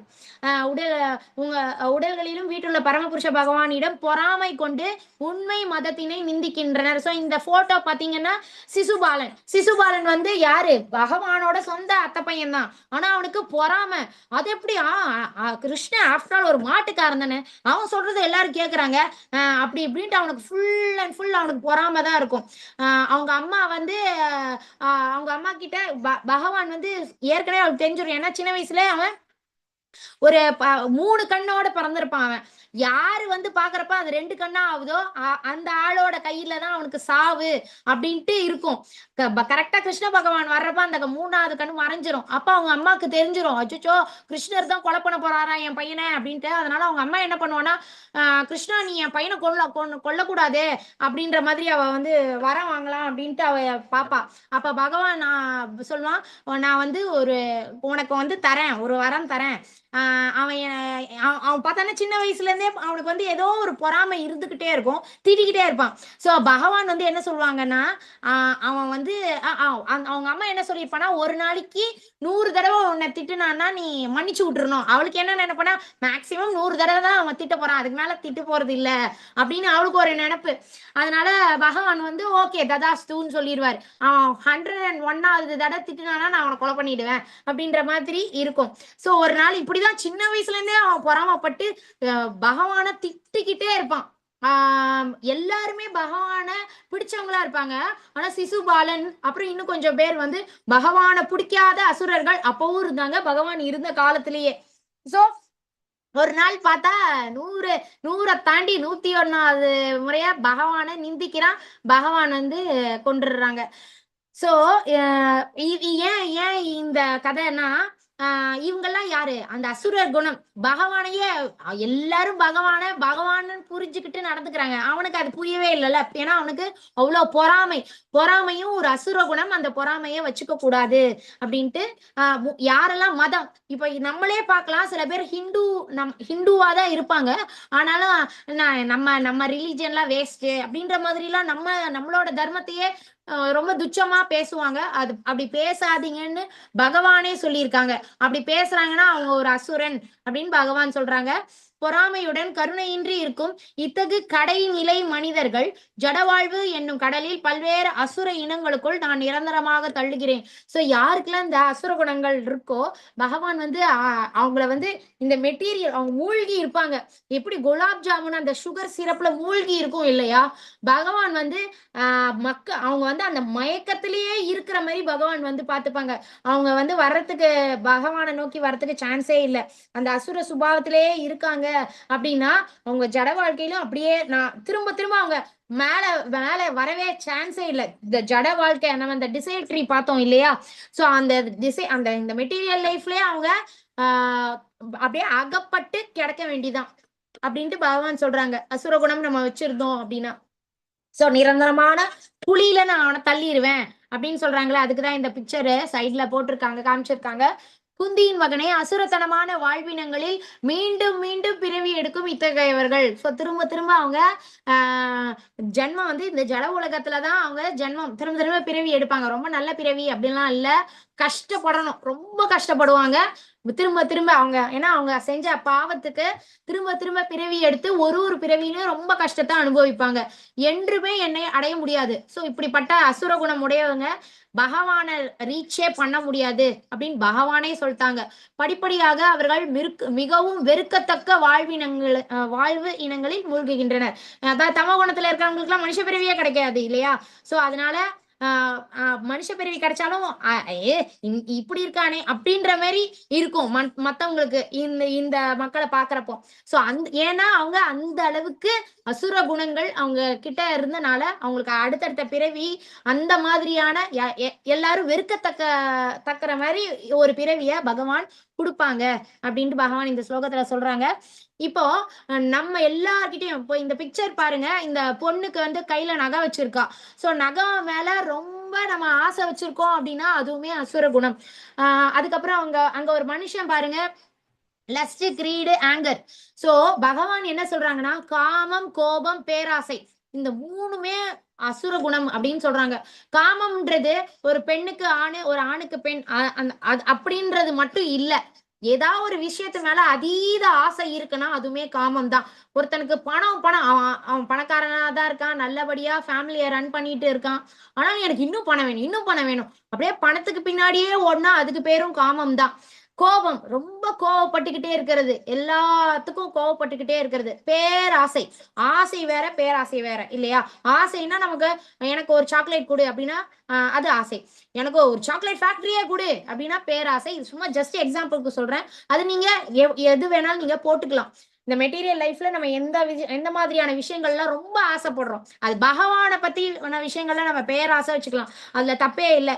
ஆனா மத்த இந்த மெட்டீரியல் லைஃப்ல நம்ம ரொம்ப இது வேணும் நான் அதுக்காக நான் மெனக்கிடுறேன் அப்படின்னு நம்ம ரொம்ப ஆசைப்பட்டு அதுக்கான செயல்கள்ல ஈடுபட்டோம்னா அது அசுர குணம் அப்படின்னு பகவான் சொல்றாங்க. சோ நம்ம ரொம்ப யாரெல்லாம் இப்படி ரொம்ப காமத்துல மயங்கிட்டு அந்த விஷயத்துக்கு போறாங்கன்னா அதுக்கு இந்த 3த்துக்கும் ஒரு நரகம் இருக்கு. அவங்க வந்து நம்மளை வெல்கம் பண்றாங்க. உனக்கு ரொம்ப ஆசை, ரொம்ப காமத்துல நீ ஈடுபட்டு இருந்தல, வா வா வா வா அப்படின்னு சொல்லி நம்மளை வெல்கம் பண்ணுவாங்களாம். அப்புறம் கோவம், நீ என்னப்பா ரொம்ப கோவம், என்னப்பா இவ்வளவு கோவப்படுற நீ, வா இந்த நரகம் உனக்கு காத்துட்டு இருக்கு வான்னு அவங்க வெல்கம் பண்ணுவாங்க. பேராசை, என்னம்மா உனக்கு இவ்வளவு ஆசைப்படுற, உனக்குதான் ஆண்டவன் அவ்வளோ கொடுத்துருக்கான், அப்படியும் என்னம்மா மத்தவங்களையும் அடிச்சு புடிச்சு நகைய வாங்குற அப்படின்ட்டு சொல்லி அந்த யாருக்கெல்லாம் அந்த பேராசை, அது நகை எக்ஸாம்பிளுக்கு நகை சொல்றேன், எந்த விஷயமா வேணாலும் இருக்கலாம். எத்தனை பேர் இந்த நிலங்களை அபகரிச்சுக்கிட்டு இருக்காங்க இல்லையா? அவங்களுக்கு தெரியல, அதெல்லாம் ஏதோ மெட்டீரியல் லைஃப்ல பாக்குற. இப்ப நான் சில பேர் சொல்லுவாங்கல்ல, நான்லாம் சாமியை கும்பிடுறேன், நான் கஷ்டப்படுறேன், அவன்லாம் எவ்வளவு கெட்டவனா இருக்கான், அவன்லாம் நல்லா இருக்கானே அப்படின்ட்டு நம்ம இந்த இந்த வார்த்தையை நிறைய பேர் சர்வசாதாரணமா சொல்லுவாங்க இல்லையா? அவங்க பாக்குறதுக்கு தான் அவங்க நல்லா இருக்கிறாங்க, செம்ம தண்டனை அவங்களுக்கு வெயிட்டிங். ஏன்னா பகவானே சொல்லியிருக்காங்க இல்லையா, இதெல்லாம் தப்பு அப்படின்ட்டு. சோ பேராசை இதெல்லாம் இருந்துச்சுன்னா அந்த அந்த அந்த நரகம் நம்மள வெல்கம் பண்ணுதான். வாங்கம்மா, என்னம்மா ஆசை உங்களுக்கு, இப்படி பண்றீங்களம்மா அப்படின்னு சொல்லி அவங்களும் கூட்டிட்டு போவாங்க அந்த நரகத்துக்கு. இவை ஆத்மாவை அழிவு பாதையில் நடத்துவதால் ஒவ்வொரு அறிவுள்ள மனிதனும் இவற்றை துறக்க வேண்டும். சோ பகவான் சொல்லிட்டாங்க, இந்த 3 விஷயத்துல இருந்து நீ விடுபற்று. காமம் இருக்கக்கூடாது, கோபப்படாத, பேராசைப்படாத.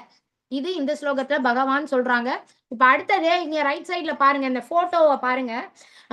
பகவானே என்ன சொல்லியிருக்காங்க, நீ வந்து ஒரு குருவை நாடி செல்லணும். ஏன்னா அந்த குருவாலதான் இந்த பிக்சர்லயும் பாருங்க, அந்த குரு வந்து கைய காட்டுறாரு ராதை கிட்டையும் கிருஷ்ணர் கிட்டையும், நீ இப்படி எல்லாம் செய்யப்பா, நீ இந்த மாதிரி வழிபாடு பண்ணு, இந்த மாதிரி பக்தி பண்ணு, இந்த மாதிரி நீ. இப்ப நமக்கு பிரபுபாதர் அவர்கள் ஆன்மீக குருவா இருக்காங்க இல்லையா? அவர் வந்து என்ன வச்சிருக்காரு, காலையில நீங்க உங்க டேவையே மங்களாரத்தியோட ஸ்டார்ட் பண்ணுங்க, பகவானோட முகத்துல முழிங்க. சில பேர் சொல்லுவாங்கல்ல, யார் முகத்துல முழிச்சானோ தெரியல, இன்னைக்கு ஃபுல்லா இப்படி இருக்கு, புலம்புவோம் இல்லையா? சோ அந்த புலம்பலே இருக்காது, நீங்க மங்களாரத்தி அட்டன் பண்ண ஸ்டார்ட் பண்ணிட்டீங்கன்னா. இப்ப நமக்கு இந்த ஜென்மாஷ்டமி சேலஞ்ச்லயும் அது வச்சிருக்காங்க இல்லையா? சோ மங்களாரத்தி பாக்குறதுக்கு எல்லாருமே ட்ரை பண்ணுங்க, இது எல்லாம் நம்மளோட நல்லதுக்கு தான். சோ அந்த குரு வந்து நமக்கு வழிகாட்டுவார், நீ இந்த மாதிரி எல்லாம் செய்யப்பா, இப்படி இந்த விஷயம் செய்ய, இந்த விஷயம் செய்யாத, இப்படி எல்லாம் நீ நல்லபடியா செஞ்சனா நீ பகவானை அடைஞ்சிடலாம். அதுக்கு அந்த படிகளை பாருங்க. Acceptance of spiritual master. முதல்ல ஒரு குருவை நம்ம அணுகணும். அந்த குரு கிட்ட பணிவோட நம்ம அவர் என்னெல்லாம் சேவைகள் சொல்றாரோ, என்னெல்லாம் சொல்றாங்களோ அதுபடி நம்ம சேவைகள் செய்யணும்.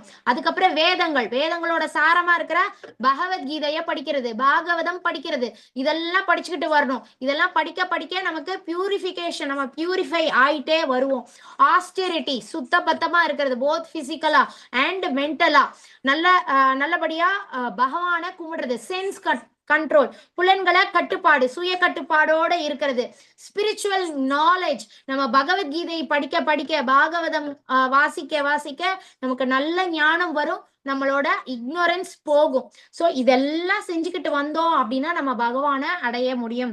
குந்தியின் மகனே, நரகத்தின் இந்த 3 கதவுகளில் இருந்து தப்பிய மனிதன் அந்த 3 விஷயத்த கண்டிப்பா நம்ம திறந்தே ஆகணும். காமம், கோபம், பேராசை. அது யாரு விடுறாங்களோ அவங்களாலதான் செல்ஃப் ரியலைசேஷனே ஸ்டார்ட் ஆகும். அவங்கதான் முதல்ல பகவான் இருக்காங்க, கடவுள் கிருஷ்ணரை கிட்ட சரணடையணும் அப்படின்ற ஒரு தாட்டே வரும். இந்த 3 விஷயத்துல மூழ்கி, எப்படி குலாப் ஜாமுன் நல்லா அந்த சுகர் சிரப்ல மூழ்கி இருக்குல்ல, அந்த மாதிரி யாரெல்லாம் இந்த காமத்திலையும் கோபத்திலையும் பேராசையிலும் மூழ்கி இருக்காங்களோ அவங்களால பகவானை பத்தி தெரிஞ்சுக்கவே முடியாது, புரிஞ்சுக்க முடியாது. சோ அந்த 3 இதுல இருந்து வெளிவந்தவங்களால மட்டும்தான் செல்ஃப் ரியலைசர், தான் யாரு, தான் ஆத்மா, தான் இந்த செயல்கள்லாம் செய்யணும் அப்படின்ற ஒரே புரிதல் இருக்கும். அனுகூலமான புரிதல் இருந்து இந்தந்த செயல்கள் நம்ம செய்யக்கூடாது, இந்தந்த விஷயம்தான் செய்யணும் அப்படின்னு சொல்லி பக்தி பாதையில வந்து ஒரு படியா பக்தி பாதையில ஆன்மீகத்துல அந்த குரு என்ன சொல்றாங்களோ அதுபடி அவங்களோட பிராக்டிஸ் பக்தி பிராக்டிஸ கொஞ்சம் கொஞ்சமா பண்ணி கொஞ்சம் கொஞ்சமா அவங்களோட பக்தியும் முன்னேற்ற பாதையில போய்கிட்டே இருக்கும். அப்படியே அவங்க பகவானையும் அடைவாங்க அப்படின்னு பகவானே இந்த ஸ்லோகத்துல சொல்றாங்க. சாஸ்திர விதிகளை புறக்கணித்து தனது மனம் போன போக்கில், இப்ப மறுபடியும் பாருங்க அந்த 4 ரெகுலேட்டிவ் பிரின்சிபல்ஸ் அதைத்தான் இங்க போட்டிருக்காங்க. ஏன்னா சாஸ்திரத்துல இல்லீகலா இல்லிசிட் செக்ஸ் வச்சுக்க கூடாதுன்னு தான் சாஸ்திரத்திலயும் சொல்லப்பட்டிருக்கு. ஆனா அதெல்லாம் தெரிஞ்சுதானே தப்பு. இந்த தப்பு பண்றவங்க யாரும் வந்து ஒண்ணுமே முட்டாள்கள் இல்ல, எல்லாம் தெரியும், தெரிஞ்சுதான் அந்த தப்பு பண்றாங்க இல்லையா. கேம்பிளிங் எல்லாம் நல்லா படிச்சவங்களே ஏமாறுறாங்க. நிறைய பேர் சொல்லுவாங்க, ஏப்பா நல்லா படிச்சிருக்க, இந்த மாதிரி எல்லாம் இப்படி நீ இதுல போய் பணத்தை கட்டி இருக்கியப்பா அப்படின்லாம் சொல்லுவாங்க இல்லையா. சோ இந்த மீட் ஈட்டிங் அப்புறம் இன்டாக்சிகேஷன் அப்ப நல்லா சம்பாதிக்கிறாங்க, நல்லா படிச்சவங்க அதை ரொம்ப ஸ்டைலா நினைக்கிறாங்க இல்லையா. பப்புக்கு போறது, பார்ட்டி இருக்கு, நான் சோசியல் ட்ரிங்கர், அதை சொல்லிக்கிறதுல அவ்வளவு பெருமை. பகவான் இதெல்லாம் சொல்லியிருக்காங்களா? பகவான் வந்து இதெல்லாம் பண்ணாதீங்கன்னு சொல்லியிருக்காங்கன்னா அப்ப அது எவ்வளவு ஸ்ரத்தையா நம்ம எடுத்து அதை பண்ணணும். சோ இது வரைக்கும் எப்படி இருந்தோமோ இனிமேல் நம்ம பகவான் நம்ம லைஃப்குள்ள வந்துட்டாங்க. இப்படி பகவத்கீதை கிளாஸஸ் மூலியமா இன்னைக்கு நம்ம இந்த தெய்வீக குணங்களும் அசுர குணங்கள் பத்தி நல்லா விலாவரியா டீடைல்டா நல்லா பார்த்துட்டோம். அதனால நம்ம கிட்ட என்னென்ன அசுர குணங்கள் இருக்கோ அதை கண்டிப்பா அத கட் பண்றதுக்கு நம்ம பார்க்கணும். தெய்வீக குணங்களும் நம்ம கிட்ட கண்டிப்பா இருக்கும், அதை இன்னும் நல்லா என்ஹான்ஸ் பண்ணிக்கணும், நம்ம நல்லா வளர்த்து விட்டுக்கணும். சோ பகவான் என்ன சொல்றாங்க, சாஸ்திரன்றது பகவான் தான், பகவான் என்ன சொல்லியிருக்காங்க அதுதான் சாஸ்திரம், இந்த பகவத்கீதை தான் சாஸ்திரம். சோ இந்த பகவான் சொல்லியிருக்கிற விஷயத்தெல்லாம் தள்ளிட்டு என் இஷ்டத்துக்கு இருப்பேன், ஆமா போடா இந்த காலத்துல யாரா இதெல்லாம் ஃபாலோ பண்ணிட்டு இருப்பா அப்படிலாம் சொன்னாங்கன்னா சான்ஸே இல்லை, அவங்க வந்து பகவானை ரீச் பண்றதுக்கு சான்ஸே இல்லை. சோ பகவான் என்ன சொல்லியிருக்காங்களோ அதுபடி நம்ம வாழணும், மனப்போன போக்குல வாழக்கூடாது. சோ அப்படி அவங்க இஷ்டத்துக்கு இருந்தாங்க அப்படின்னா கண்டிப்பா பகவானை அடைய முடியாது அப்படின்னு பகவானே சொல்லியிருக்காங்க. இப்ப லாஸ்ட் ஸ்லோகம் இந்த சாப்டர்ல மொத்தம் 24 ஸ்லோகம்ஸ் இருக்கு. சோ லாஸ்ட் ஸ்லோகம் இங்க பாத்தீங்கன்னா சாந்தி பனி ஆசிரமம் கிருஷ்ணரும் பலராமரும் படிக்கிறாங்க அவங்க குரு கிட்ட. ஓகேங்களா. சோ பகவான் என்ன சொல்றாங்கன்னா எது கடமை சாஸ்திரத்துல இது உன் கடமை, உன்னோட மனைவி குழந்தைகளை நீ பாத்துக்கணும், அப்படி அது உன் கடமைனா அதைதான் செய்யணும். உன்னோட அப்பா அம்மாவை நீ பாத்துக்கணும் அப்படின்னா அது உன் கடமை, அதைத்தான் செய்யணும். அதை விட்டுட்டு அவங்கள கொண்டு போய் ஓல்டேஜ் ஹோம்ல விடுறது, இங்க டைவர்ஸ் ஒண்ணுமே காரணமே இல்லாத விஷயத்துக்கு டைவர்ஸ் பண்றது, குழந்தைகளை கஷ்டப்படுத்துறது, இது எதுவுமே சாஸ்திரத்துல சொல்லப்படல. சோ பகவான் என்ன சொல்றாங்க, நீ முதல்ல நம்ம நல்லா படிக்கணும், சாஸ்திரத்தை நல்லா படிச்சுக்கிட்டு புரிஞ்சுக்கணும், இது என் கடமை. ஒரு ஆள் கிட்ட வேலை பாக்குறாங்க, அந்த ஆள் ஃபுல் அண்ட் ஃபுல் தீய வழியில சம்பாதிக்கிறான், அவன் கிட்ட போய் நம்ம வேலை செஞ்சோம்னா அது தப்பு. சோ நமக்கு முதல்ல கிளாரிட்டி இருக்கணும், நம்ம எங்க வேலை பாக்குறோம், யார்கிட்ட வேலை பாக்குறோம், ஒழுங்கா அதர்ம பாதையில இருக்கோமா, அது எல்லாமே நம்ம பார்க்கணும். படிப்படியாக ஏற்றம் பெறுவதற்கு இத்தகு சட்டத்திட்டங்கள் அறிந்து அவன் செயல்பட வேண்டும். சோ பகவத்கீதையில பகவான் என்ன சொல்லியிருக்காங்க அது எல்லாத்தையும் புரிஞ்சுக்கிட்டு அதுபடி நம்ம வாழ ட்ரை பண்ணணும். சோ இதோட நான் 16th சாப்டர் முடிச்சுக்கிறேன். ஓம் தத் சத் இதி ஸ்ரீமத் பகவத்கீதாசு உபனிஷத்சு பிரம்ம வித்யாயாம் யோக சாஸ்திரே ஸ்ரீ கிருஷ்ணார்ஜுன சம்வாதே தெய்வாசுர சம்பத் விபாக யோகோ நாம ஷோடசோத்யாயः. ஹரி ஓம். வாஞ்சா கல்பதர்ப்யஸ்ய கிருபா சிந்துப்யேவ ச பதிதானாம் பாவனேப்யோ வைஷ்ணவேப்யோ நமோ நமः.